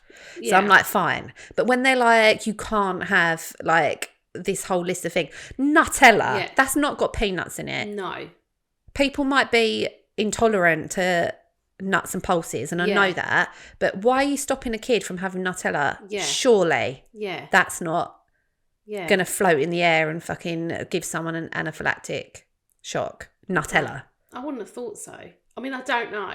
But I was on an airplane once, and you know, they make a thing like you cannot have nuts on the airplane because there's someone with a nut allergy. Yeah, fine. So I was like, cool. Anyway, we went through our whole flight. No one died. Brilliant. And then we got delayed somewhere. We had to land somewhere random, but we couldn't get off because there was no space for us to like go to get off. So the cabin crew just started like handing out snacks. And the first thing they started handing out was packets of nuts. And I was like, hang on a minute. No. Someone's got a nut allergy on here. And they were like, oh yeah. And then just like kind of like started pulling them back in. And you just think, yeah, someone will die. Well, they were told you can't have nuts and they just fucking desperately wanted nuts. That's how I feel. I'd never even look at a nut. Yeah. Ever. I want nut allergy. Oh. KP. Here I come. I do fucking love a nut, actually. This one, again, came with no explanation. Get a sunburn. And it wasn't get a suntan, right? Which I thought, okay, everyone looks better with a tan. No, this was specifically get a sunburn. Get a sunburn with no explanation. Yeah. So what is the specific quote again where a guy like comes up and goes, oh, that's a nasty sunburn? People do that when you've got a bad sunburn though, don't they? Yeah, but if they're not allowed to know like your allergies and your illness, but yet you're allowed to have these temporary self-inflicted... Like, yeah, I'd rather go to someone, oh, I'm allergic to pollen, than look at this giant fucking water-filled blister that I got from sun exposure. Yeah, look That's at all the better. skin peeling off of my body. Yeah, I'd rather a little than fucking, be shedded skin like a tarantula. Tarantula? Do they shed skin? Yeah. My They God. come off like a whole spider. Oh my God. Yeah. I know. Fucking hell. That's not the one, is it? Yeah, I don't, it must be like a sympathy thing again. It has to be, because...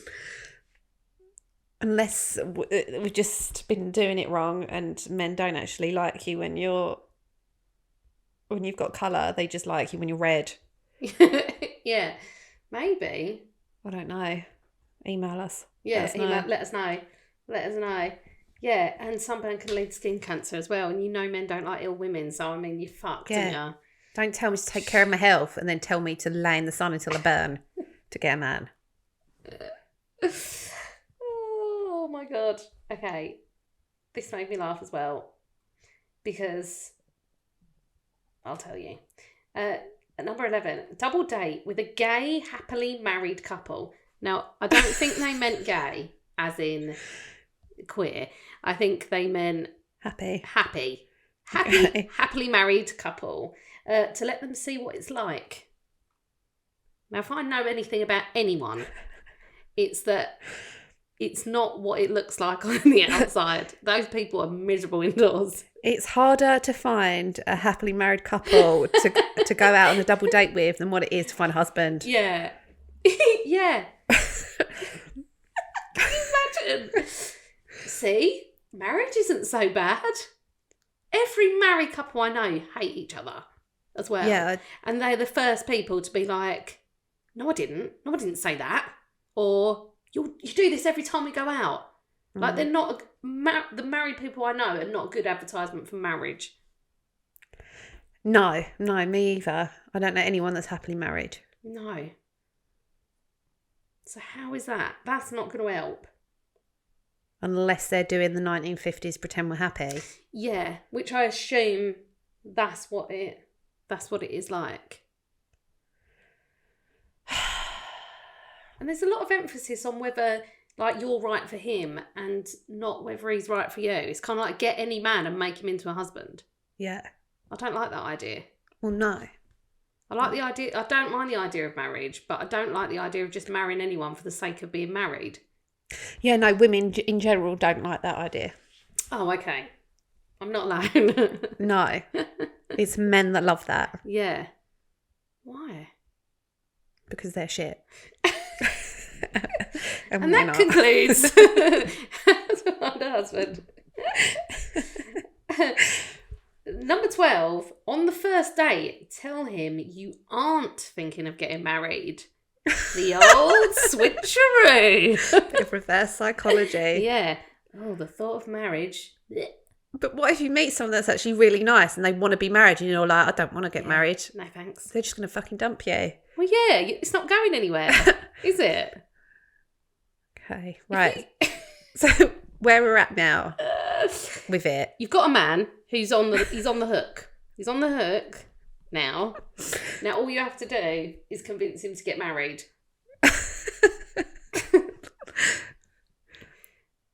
I mean, it's a good theory because, I mean, men do respond to that, like, I don't want commitment because I'm not pretending. Yeah. But it has been in the past where I've been like, no, just, let's just take it slow and like back off and no, let's not like do that. There's too much. Be chill. And they're just the opposite. They're just like desperate then to marry you after like 1 week. Yeah. So yeah, there might be something to that. Yeah. The more that you resist something, the more a man seems to want it. Yeah, because they want you to be miserable. Yeah. So if they think you don't want something, they think, that's a good way to fucking make her miserable. I'll marry her. But I have pretty much said to every single person that I've ever been with that I don't want to get married. and no one's asked me to marry him. So the marriage bit might not. Are you just saying that to see if they'll be like, no, but I want to marry you? Testing the waters. And then when they're like, oh, you're disappointed? No, this has worked out exactly as I had planned. Yeah. Cries softly in the corner. I'm actually desperate to get married, but I've told every single one of them that I don't, and they never have asked me. But then I always like I say wrongly or rightly, I'm a single woman, so obviously wrongly. Yeah, we're not good adverts No. for trying to find a man to marry you. This is why obviously you've stumbled upon this list. So I always kind of go in and say, look, this is the kind of thing I'm looking for, and to see if it matches up with the kind of thing they're looking for. Mm. And if it's not, then I won't continue dating them, because they obviously don't want the same things as me. Like, I don't want any more children. And if they wanted children, then this can't go any further, because I'm not going to have any more children. Yeah. So I like to go, is this what you want? Because if it is. But men do love to tell me that that's what they want, and then they're like, throw it in your face. Yeah. Yeah, which is why whenever I've dated people, I've always let them tell me what they want. Yeah. And then I make my decision. And when I'm like, we don't want the same things, they're like, well, tell me what you want then, and I can be that. Yeah, I'll change. You're never not going to change your mind about these things. Yeah. Like the whole kid thing. Like I remember I was on a date once and someone asked me if I wanted more kids. And I literally cackled and I was like, hell to the fucking no. Are you fucking out of your mind? And he had a 16-year-old daughter at the time. Oh, yeah. So I just assumed that he would have that exact same mindset, because most people, when they get to a certain age and they've had kids that are older, they're like a nightmare would be to have another child. Like an absolute fucking nightmare. And he wanted another kid. So I went quiet, and then later on I was like, yeah, I don't think we should see each other anymore. And he was like, what, it's the kid thing, isn't it? I knew I shouldn't have said that. I'm like, well, why would you probably carry best on to dating someone if you knew? Yeah. Like, you're not going to change your mind. Like, I think there is room to meet someone, and the things that you didn't want with someone else, I think it's entirely possible that you would want them with someone who you really had fallen in love with. Like, my answer to not having kids is a standard across the board, because I don't want to have kids with anyone. But there might be someone that comes along that I just think this is the right thing to do. I can't imagine it. I think having kids is like the biggest deal going. It's huge. Isn't it? Because you're not bringing something that's yours into the world. You're bringing a human being that's got its own life. Yeah. And it's a massive lifelong commitment. Yeah. And things like getting married, you might change your mind if you meet somebody that you think, do you know what? Yeah, I get it now. I get why people want to get married. Because you can get divorced. Yeah. Yeah. And then that's the end. But you can't, with kids, you can't, you can't, there's no going back with it. But everything else, you can kind of, change your mind with things, but you can always get out of it. You cannot get out of having kids unless you're a man. Yeah. Yeah, you have to share this person with them forever. Yeah. And that's a massive deal.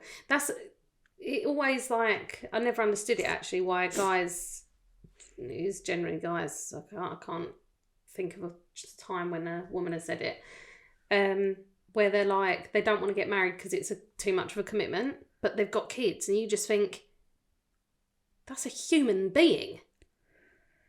Yeah. That is the biggest commitment that there is. Yeah. I mean, there was a time when I felt like that. Like having children for me was something that I wanted for me. Yeah. So I always had, when I was younger, that's something that I always wanted. Yeah.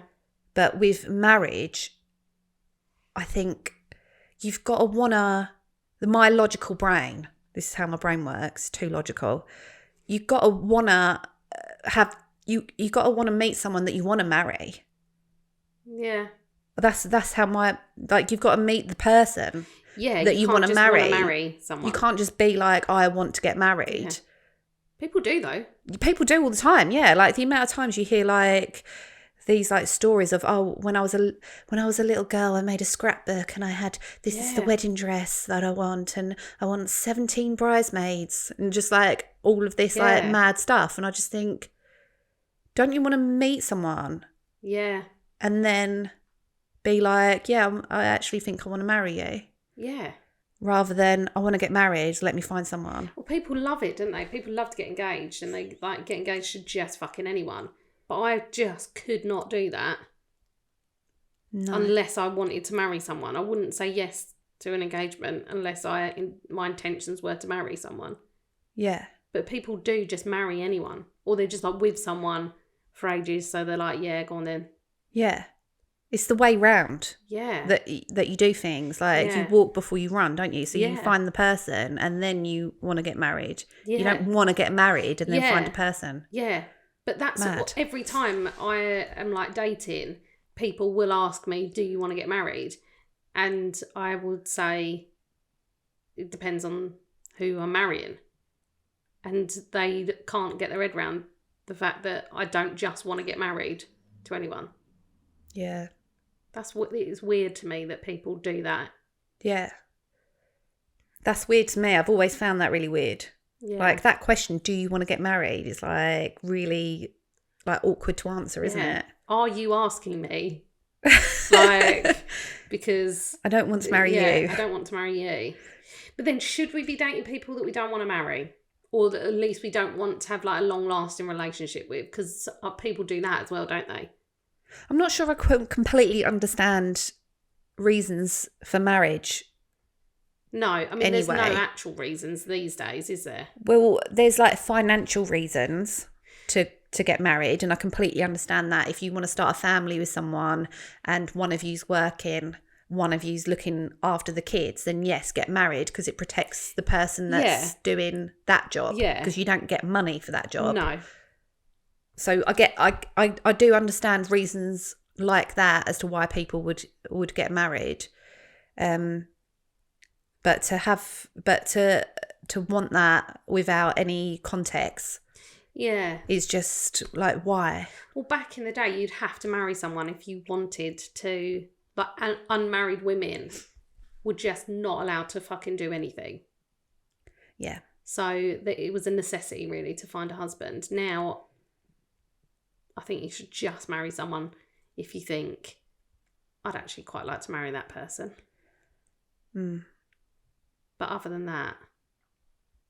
Yeah. Well, like my sister's situation where her boyfriend's really ill. Yeah. Yeah, do all the things. So they're like, we want to get married and we can't really wait until the future because there might not be one. Yeah. Yeah. And I think if your time is limited with someone, I think then maybe just do the things, do all the things. You're never going to regret it. Like, not if you think they're going to die. Not if you think they're going to die. Yeah.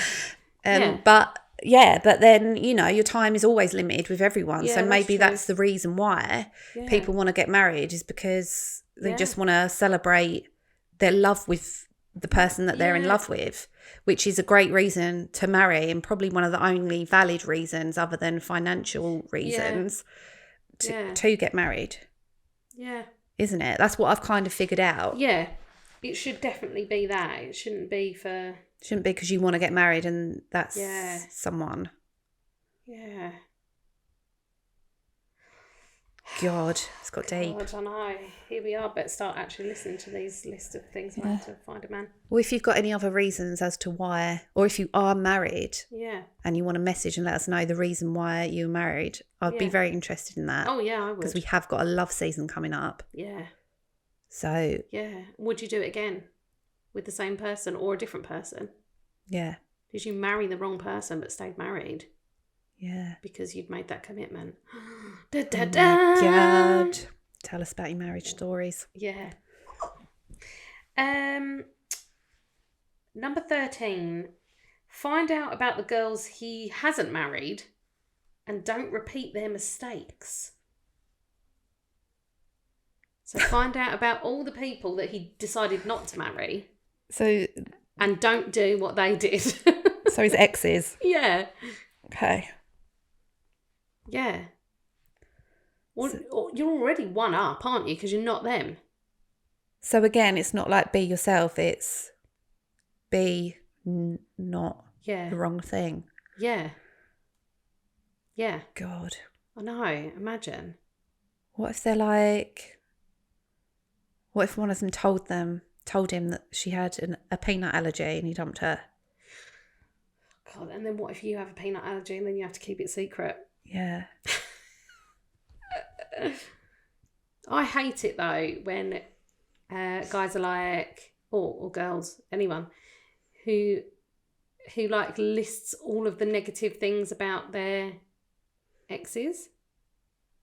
My biggest one is, she was mental. Oh yeah. Or she was a crazy bitch, or thing. And I just think, was she before she met you, or was she actually all right? Yeah. And you broke her. Are you the problem? Were you doing things and she was just going, can you please stop? Yeah. Like, because I have a string of mental exes, and you think all of them were mental. Yeah, it's always mental, isn't it? It's never like anything like specific. Yeah. Like, well, she had mental health issues and it was a real struggle to maintain a relationship. I'll accept it. Yeah. But, she was just fucking mental. Yeah. Please list the examples. And are they just looking for someone to put up with behaviour that other people wouldn't tolerate? Yeah. That they think is mental. Yeah. Like, let me put a tracker on your phone. No. Oh, she was fucking mental. She wouldn't even let me put a tracker on her phone. Yeah. If you've got nothing to hide. Fucking no. Yeah. If you've got nothing to hide, let me look down your phone. Fuck off. I used to hate that.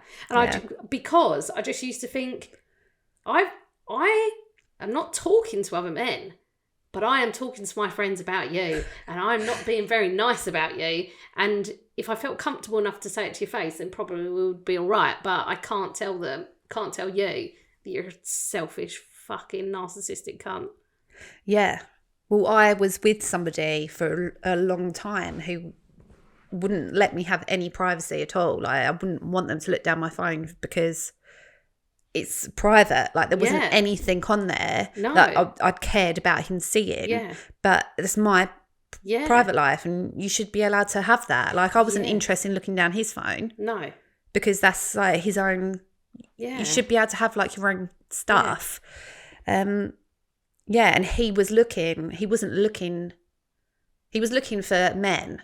Yeah. That I was cheating on him, even though I was fucking at home all the fucking time or at work. So I don't know when I was finding time to cheat on him. Yeah. But he was looking for that. But he was also looking for things for talking about him. He was very paranoid that I was telling my friends what he was like about him, about what he because he knows that he was a fucking cunt and he didn't want anyone else to think that he was. Behave better. Like, why aren't they thinking I'll just behave nicer, and then she won't be able to tell people that I'm being an absolute prick?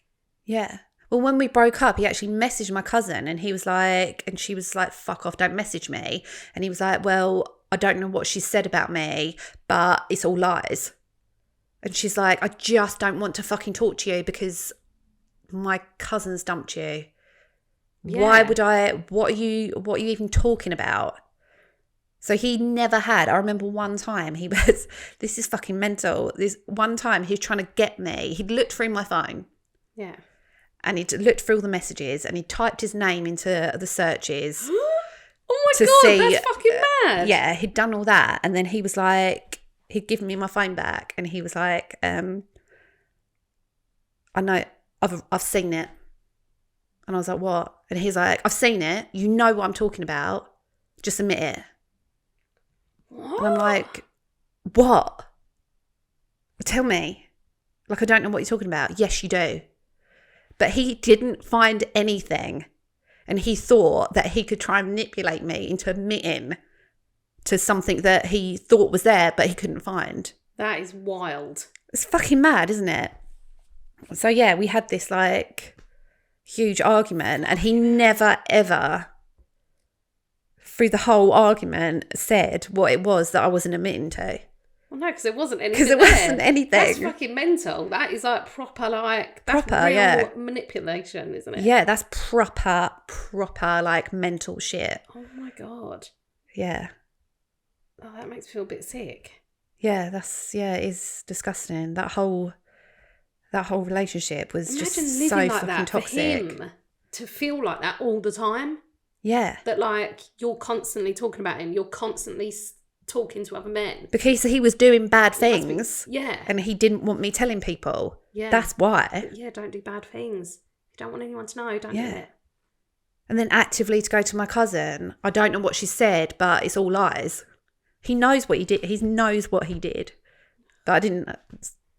He was just admitting to something, because I actually didn't tell people half the stuff that happened. He was having to cover all bases because just in case you had. But the thing is as well, like, private conversations, even if they didn't include him, like, they were other people's conversations as well. So that's what I used to be like, it's not, that information on there is not actually for you. This is being told to me in confidence by my friends or family or whatever. That conversation isn't for you to see or be part of. Yeah. So it's other people's privacy I'm protecting as well as my own. Like, Adam used to be terrible for it. Like, he'd like just snatch my phone out of my hand and then go and like lock himself in a room. You just think, do you think I wouldn't have deleted everything? How dumb do you think I am? Yeah. I know you're checking my phone on a regular basis. Mate, I know I'm one step ahead of you. Like, you probably...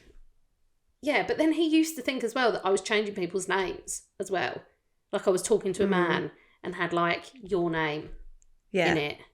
And you just think, I don't know why you think I would make things that complicated for myself.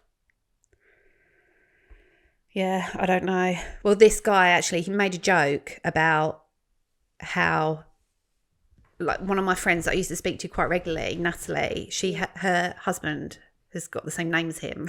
So when he used to type his name into the search, it used to annoy him that he'd have to read the whole message to figure out what one we were talking about.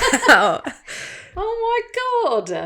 Yeah. That's fucking so mental, isn't it? For being so inconvenient to you stalking me. Yeah. I wouldn't be able to do that. Like, I wouldn't want to go down someone's phone and look through it. And because I think if you look for things, you'll find something that you're not going to like anyway, whether it be like cheating or a conversation between, like, you know, the conversation guys have, and just like, I don't think you should. But I once, do you remember when I was like trying to save something or other on my ex's computer and then accidentally came across like all of his bookmark pages? Yeah. And I honestly was not looking for it. And then I was like confronted with all this stuff and I was like, oh, fucking hell. Well, now I know. Brothels and whatnot. Yeah. I could have just not known about that, just cracked on. Fucking hell. I know. So yeah, I wouldn't go looking for it. It's too stressful. Just let people have their own privacy. Yeah, you should have a certain amount of privacy. I think you should have something for yourself. Yeah. Yeah. Why wouldn't they want the privacy as well? Yeah, that's the mad thing. Like, these people that are like feel entitled to look down your phone or to track you, they always think, well, I wouldn't mind if you tracked me or looked down my phone because I've got nothing. And you just think that's not why. Yeah. It's so weird, isn't it? Yeah. Why are they like this? I don't know. I don't think they're all like it. No. This one in particular was just fucking mad. Yeah. I can't be doing it. I can't be doing it. So yeah, don't repeat the mistakes that their exes made. So just existing. Oops. This one I thought was funny because it is very relevant for us. Don't tell dirty stories. What do you mean by dirty? Well, I imagine like sexy, smutty stories. Oh. Yeah. Oh, that's why we're not married then. We're fucked, yes. So, whoops. Literally. Yeah.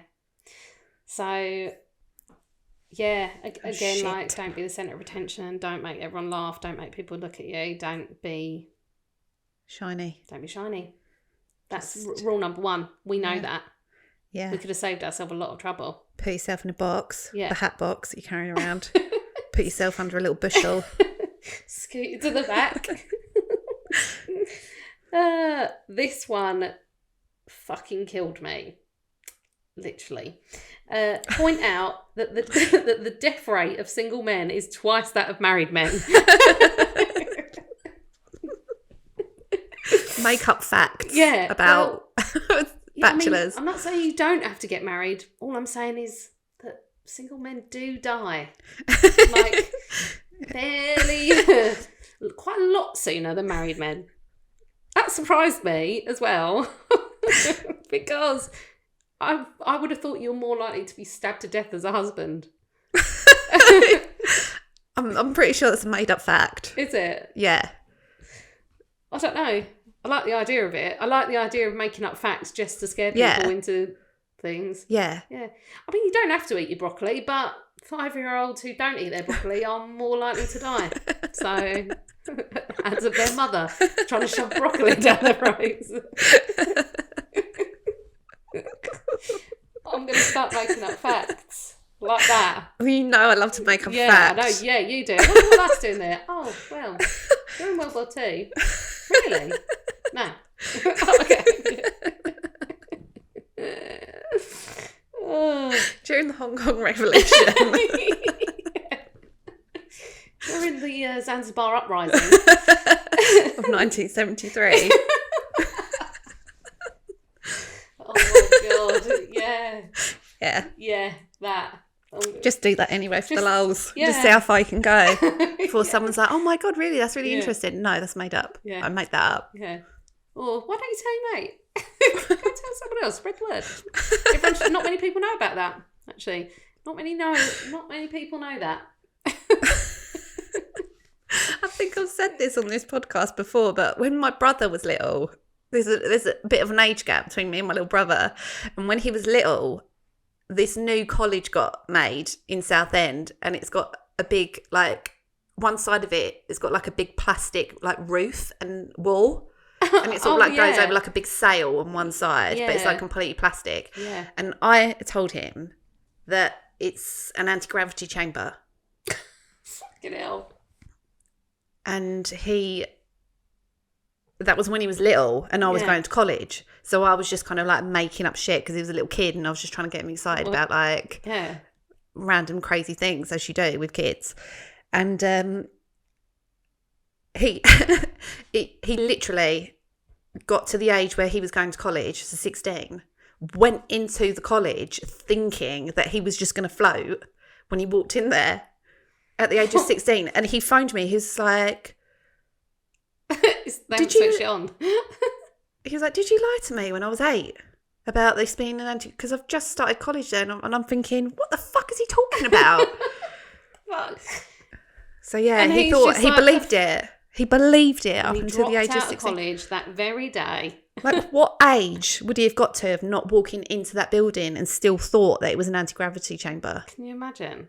Imagine he just went to a different college, then different university, then ended up as a lecturer at that college and walked in as a 40-year-old man, thinking he's just going to take off. Or even like his own kids go there and he went in to go and meet the teacher or whatever, and he's just like disappointed.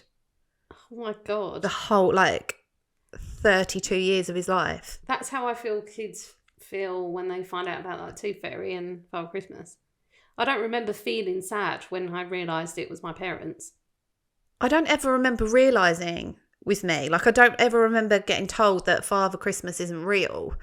There's just that little bit of logic, isn't there? I think that if you actually think about it, of course it's not real. Yeah. I don't know whether I was obviously not, because Pilt's thought he was walking into an anti-gravity chamber at 16. So yeah, that just goes to show how two people's minds work completely differently. Because I don't think I ever remember. I didn't question Father Christmas, but the moment I don't even remember it. I just knew. You just know. Yeah, And I think you still get stuff, so there's really no consequences. Yeah. So, the most important thing is the presents. that someone is coming into my room, albeit a stranger. But the presents are the most important thing. Or the pounds that you get onto your pillow. Does it matter that a fairy didn't come in and just do that? Really? Yeah. It's just about the pound, isn't it? Yeah, it's about... Yeah, I guess so. We used to get IOUs from the Tooth Fairy. I'm not even joking. We used to get each other's teeth back. See, the Tooth Fairy has been. Yeah, but she hasn't left a pound. Yeah, but she has been. Because now you've got your brother's tooth from last year. A tooth for a tooth. Oh, God. That's sinister. That's worse than an IOU. Here's another person's tooth. Ew. The Tooth Fairy's just like dotting around just with a bag full of teeth. Like, Swapping them out. Okay. Fucking hell, mate. That's horrifying. I was actually saying, I was cutting the kid's hair the other day. I said to the mum, do you want to keep the hair? Because it was the kid's first haircut. And she went, yeah. She said, I don't know what I'm going to do with it though. She said, I just feel like society has asked me to put like bits of the babies in a bag. And I was like, yeah. I said, well, what next? Scabs? You're going to start saving scabs? It's just a real serial killer thing to do. It's a real serial killer move, isn't it? Yeah. Yeah, it is, bits of skin and hair and teeth. Yeah, I do. I did, when Oscar was born, I got a little piece of ribbon and tied it to a piece of his hair, and then cut it. So it was like a couple of strands of hair in a ribbon. He had this cut line in his hair for like a year because his hair wasn't growing. Yeah. So it's just like long at the back, and then it just goes up into like a little square, and then back down again. And I was like, ooh. But I got my hair for a collection that no one's ever going to see. Yeah. For his baby book that, I mean, he might appreciate it when he's older, maybe. I don't know, because my baby book was literally not entirely filled out, which I just thought, I mean, that shows exactly the level of parenting that was put into my raising as well. Nicholas and Cole's were entirely filled out, obviously. And I remember seeing it for the first time and thinking, why have you got these things? Why have you got these pieces of hair and teeth and things? Because you don't look at them. You don't go back and go, oh, look, little baby's tooth. Yeah, a little silver. Yeah. A little silver, like... Yeah, they just get put away, don't they, until someone dies. Then they just get them out again.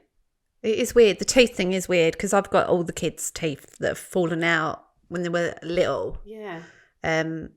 But the age they're at now, well, last year, 3 of Oscar's molars fell out in the space of about a month or something like that.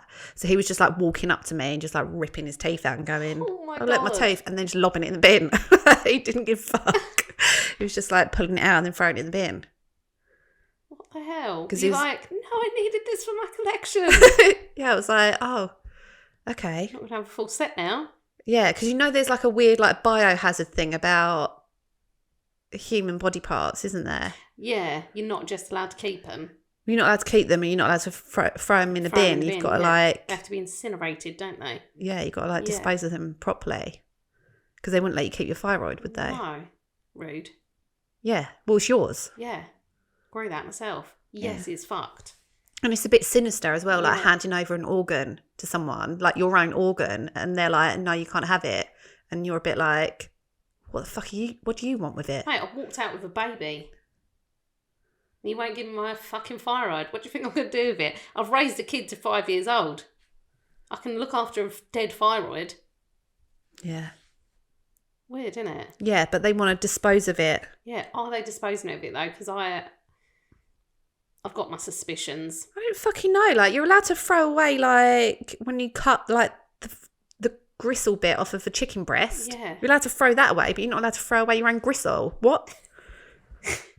You're not allowed to throw away your own gristle. Yeah. I don't know. What do they think you're going to do with it? Even if you wanted to eat it, it's your own fucking thing. They'd let you take placenta home and eat it if you want it. Yeah. Yeah. They do. So why are we being like silly about it? I don't know. But yeah, no, I've got all the kids' teeth. I've got all of them. Apart from the ones ones that Oscar's like lobbing in the bin. Yeah. Fucking hell. You'd think he would want to keep them. If I had a tooth for that now, I would keep it. Oh yeah, I would keep it. Yeah. I wanted to keep my wisdom teeth, but they just fucking destroyed them. Taking them out. Well, they were like half breaking off anyway, weren't they, in your mouth? So. Yeah, but I mean, come on. They could have left me like a root or something. You know, the little bit that goes like that bit. Yeah. Yeah, I like that bit. Yeah, that's a good bit. Yeah, my brother had one of his teeth pulled out when we were little. Oh, yeah. And when it came out, it had the root on it. And I was like, oh. Yeah. Oh, it looks like a tooth, like when you draw a tooth. The drawing of a tooth, yeah. Yeah. Yeah. Fucking normalise letting us keep our body parts, for fuck's sake. Yeah. They're all at it. They're ours. Yeah, I know. Well, and the last one, number 16, sorry if this upsets anyone because of the unevenness of the numbers. Is it an even number? Yes. Oh, it is, yeah. Oh, that's okay then. I thought it was. I think 16's okay. Yeah, 16's an all right. Okay, all right. Amount. And this one is specifically for me. It says make and sell toupees to bald men because they are easy catches. What? Say that again. Make and sell toupees, you know, like hair pieces, to bald men because bald men are easy catches. Okay. Are they? I don't think so. I think bald men really think there's something else. More so than men with full heads of hair, which is weird. So I don't know if they're any easier to catch. Yeah. But I can make and sell toupees, so we'll see. Yeah, I mean, it's worth a try while you're walking along with your hat box crying. And yeah, maybe I could fill the hat box with toupees. Yeah. And be like... Stand outside an engineering thing, weave your hat box full of toupees, waiting for bald men to walk out whilst crying softly in the corner. Done. Husband, done. That's completed it. Absolutely every single one of these. Yeah. And then don't put any sunscreen on while you're out there waiting. Yeah. Sunburn. Done. And keep your little fucking lip button about any allergies or health problems. Yeah. Yeah. Easy finding a husband. I mean, I don't know why they needed 129 ways because I think we've solved it in 16. Yeah. I mean, if all that don't work, then... Well, I mean, if all that don't work, we'll go on to the next lot. We'll work along in sections. Yeah. But yeah, so there you have it. Well, I'm not desperate to find a husband, so I'm happy for us to never revisit this conversation. I would just like to see if they worked. And the thing is, like, it's all well and good meeting someone whilst you're carrying a hat box, but then you've got to create a relationship with them and keep them. This is the issue for me. I could meet a husband tomorrow, but do I want that person to be my husband is the issue. No. We can get all the men if we wanted to. Do we want to marry them? No. And this is the problem men have these days is women have free will. Yeah. And they're allowed to pick who they want to marry. Yeah, I know. And it's okay if it's not you because you don't want to marry all the women, so you can't expect all the women to want to marry you. No, that's true. That's true. I actually worked with a guy who had an arranged marriage and it's his cousin. Ugh. Well, that was my reaction, but he was like, it's very normal. And I was like, oh, okay. It is a very normal. I don't know if you're allowed to do that voice. Was it spot on though? Yeah. Okay. Yeah. Is he Turkish? Kurdish. Kurdish, Yeah. okay. So he said to me, she's my cousin. And I said, I don't think that means what you think it means. And so I like looked at the other guy and said, he's saying his cousin. And then he like translated backwards and forwards. He's like, no, yeah, it is his cousin. It is his and auntie's I was like, daughter. Oh, okay. Oh, right, it is. It is. Yeah. Yeah. Yeah, well, I mean, it's a human thing, isn't it? Like incest. It's a social it's a social construct. Yeah. Isn't it? Incest, really. Because I mean, the animal kingdom are doing it. Yeah, they're all at it, aren't they? And Game of Thrones are doing it. Yeah, they are. Yeah, that's true. Yeah, I don't know. It kind of blew my mind a little bit. I don't think I'd like an arranged marriage. I've heard of like cousins hooking up, family members before. Oh, really? Yeah. Yeah. So weird. Do you remember someone we know who this is weird. That got together and had a kid with his stepsister, who'd been his stepsister since they were like little. Yeah. Yes. So how is that any different to like actually marrying your actual real sister if you're raised as brother and sister? But yet they've got that. You know that they're not your actual brother or sister. Yeah, but you're raised with them as. Like how is it different other than the blood that is going through your veins when you're being raised the same as what a brother and sister would be raised? It's only the fact that you don't have the same mum and dad. Yeah. So really, like this, I'm not pro incest. I just want to say that it would make me sick to think of anything like even any family member, even a distant cousin. I'd still be like, what? Yeah. Because that. Yeah, but I do think. Do you think it's because your distant cousins aren't sexy enough? Do you think that's the only thing that's stopping you? I do have a story about a cousin, but I'm not going to share it. I'm not going to share it because it's creepy. Not today. That's one for Tanner when he gives me therapy later on this week. Yeah.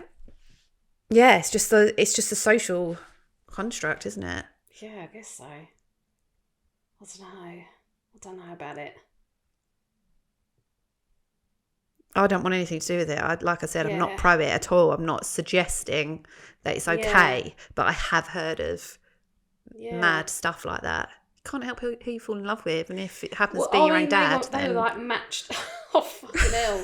Yeah, but I've seen that as well. Have you not seen that on things? Yes, I have. Yeah, when they're like separated at birth, or like, you know, when they give them up for adoption and stuff like that, and then they meet up like 20 years later and fall in love with each other. Yeah, but even still, do you remember on Brookside? Yeah. Nat and Georgia, who were brother and sister. Yeah. This stuff happens. It does happen, but it's just wrong. Yeah. Maybe we could talk to someone for the love season about it. No. No, I draw the line at incest. I do actually draw the line. I like to have a little joke about it, but I do draw the line at incest. I don't want to promote that. No. Do what you want. That's I'm a bit of a hypocrite because I do try to promote doing what you want that makes you happy, but not incest. No. You can have fun as long as it's the fun that I have decided it's appropriate. Yeah, no, it's just a no from me. I don't think that's ever a thing. Ooh. Yeah. I don't know. It's like, I suppose it's in their culture, it's probably like really normal. Yeah. Anyway. Oh, yeah, it is, yeah. Yeah. But imagine like arranging a marriage and there being like loads of other people that he could marry. And you're like, nah, I think I'll just keep it in the family. Yeah, but that's what they want to do because it's like what you inherit from. Yeah, true. From that, especially if someone's just had daughters. You don't want your daughter going off with a stranger. You'd rather than go off with another family member. So when you die, they inherit. Yeah. And it keeps in the family. It doesn't go somewhere else. Yeah, true. That's probably why. Yeah. Yeah, you're probably right, actually. Didn't even think of that. Still no. Would you what do you think about arranged marriages? Would you let someone arrange you? Are you sick of trying to find someone and you just like, set me up, arrange it? I mean, if marriage was really that important to me that I was like, I have to be married and I cannot find a husband, and someone was like, oh, I know a man, I'll set it up, then yeah, maybe. But I think maybe because I'm not desperate to be married and there's no real, like, we gain anything from being married other than gaining a husband. But I think I kind of like the idea of someone, maybe not my family, I don't think my family would know how to pick me a person, but like someone who's like a professional at it, doing all the numbers, making sure it all works, and then going, I found the one, like I found this perfect one. I think maybe it might have a chance at working. But I don't like the idea of being told that I have to be married and then they've picked someone and then that's it. You have to be happy. I know that some people are happy with their arranged marriages, but I don't know. I suppose it's got as much chance of working as someone you've picked yourself, really, isn't it? No. No? Well, I think if you're picking someone yourself, it's got more... Yeah, but you're not marrying them. No. But maybe if someone knew the formula to like a lasting relationship, then maybe. My biggest problem would be is that they might choose someone who I'm compatible with, like mentally, but like physically I don't fancy them. That'd be my worst nightmare. Well, that'd be fine because married people don't have sex. Yeah, no, but you still got to look at them. Got to be around them, haven't you? Mm. Like, there's that one person that we know, he's with someone, and it's an absolute no. I'm sure he's wonderful. Who? I won't say on here. I love that little side eye that you gave to the camera then. I cannot tell you, but I'm going to write it down and then... Yeah. Unacceptable. Aww. Sure he's the nicest man in the world. I'm sure he is. I'm sure he's the nicest man in the world. I'm sure he is. However, even if I wasn't having to have sex with him, I wouldn't want him about my house. He's got just it no. feels so mean, but I do. It's true, yeah, you know. Yeah, it is true. Yeah. Like I said, I'm sure he's a lovely man. There's no doubt in my mind that they're absolutely perfect for each other. However, I draw the line. You can't. And on that note, let's wrap this up because this has been going for 2 hours again. Oh my God. Right, yeah. Bye. So, sponsored by Bang Boom Creative. Part of the Distraction Pieces Network. Like and share our shit. Yeah. Join Patreon. Yeah. And we love you. Thank you. Thanks for listening to season 3. Bye. Yeah, bye.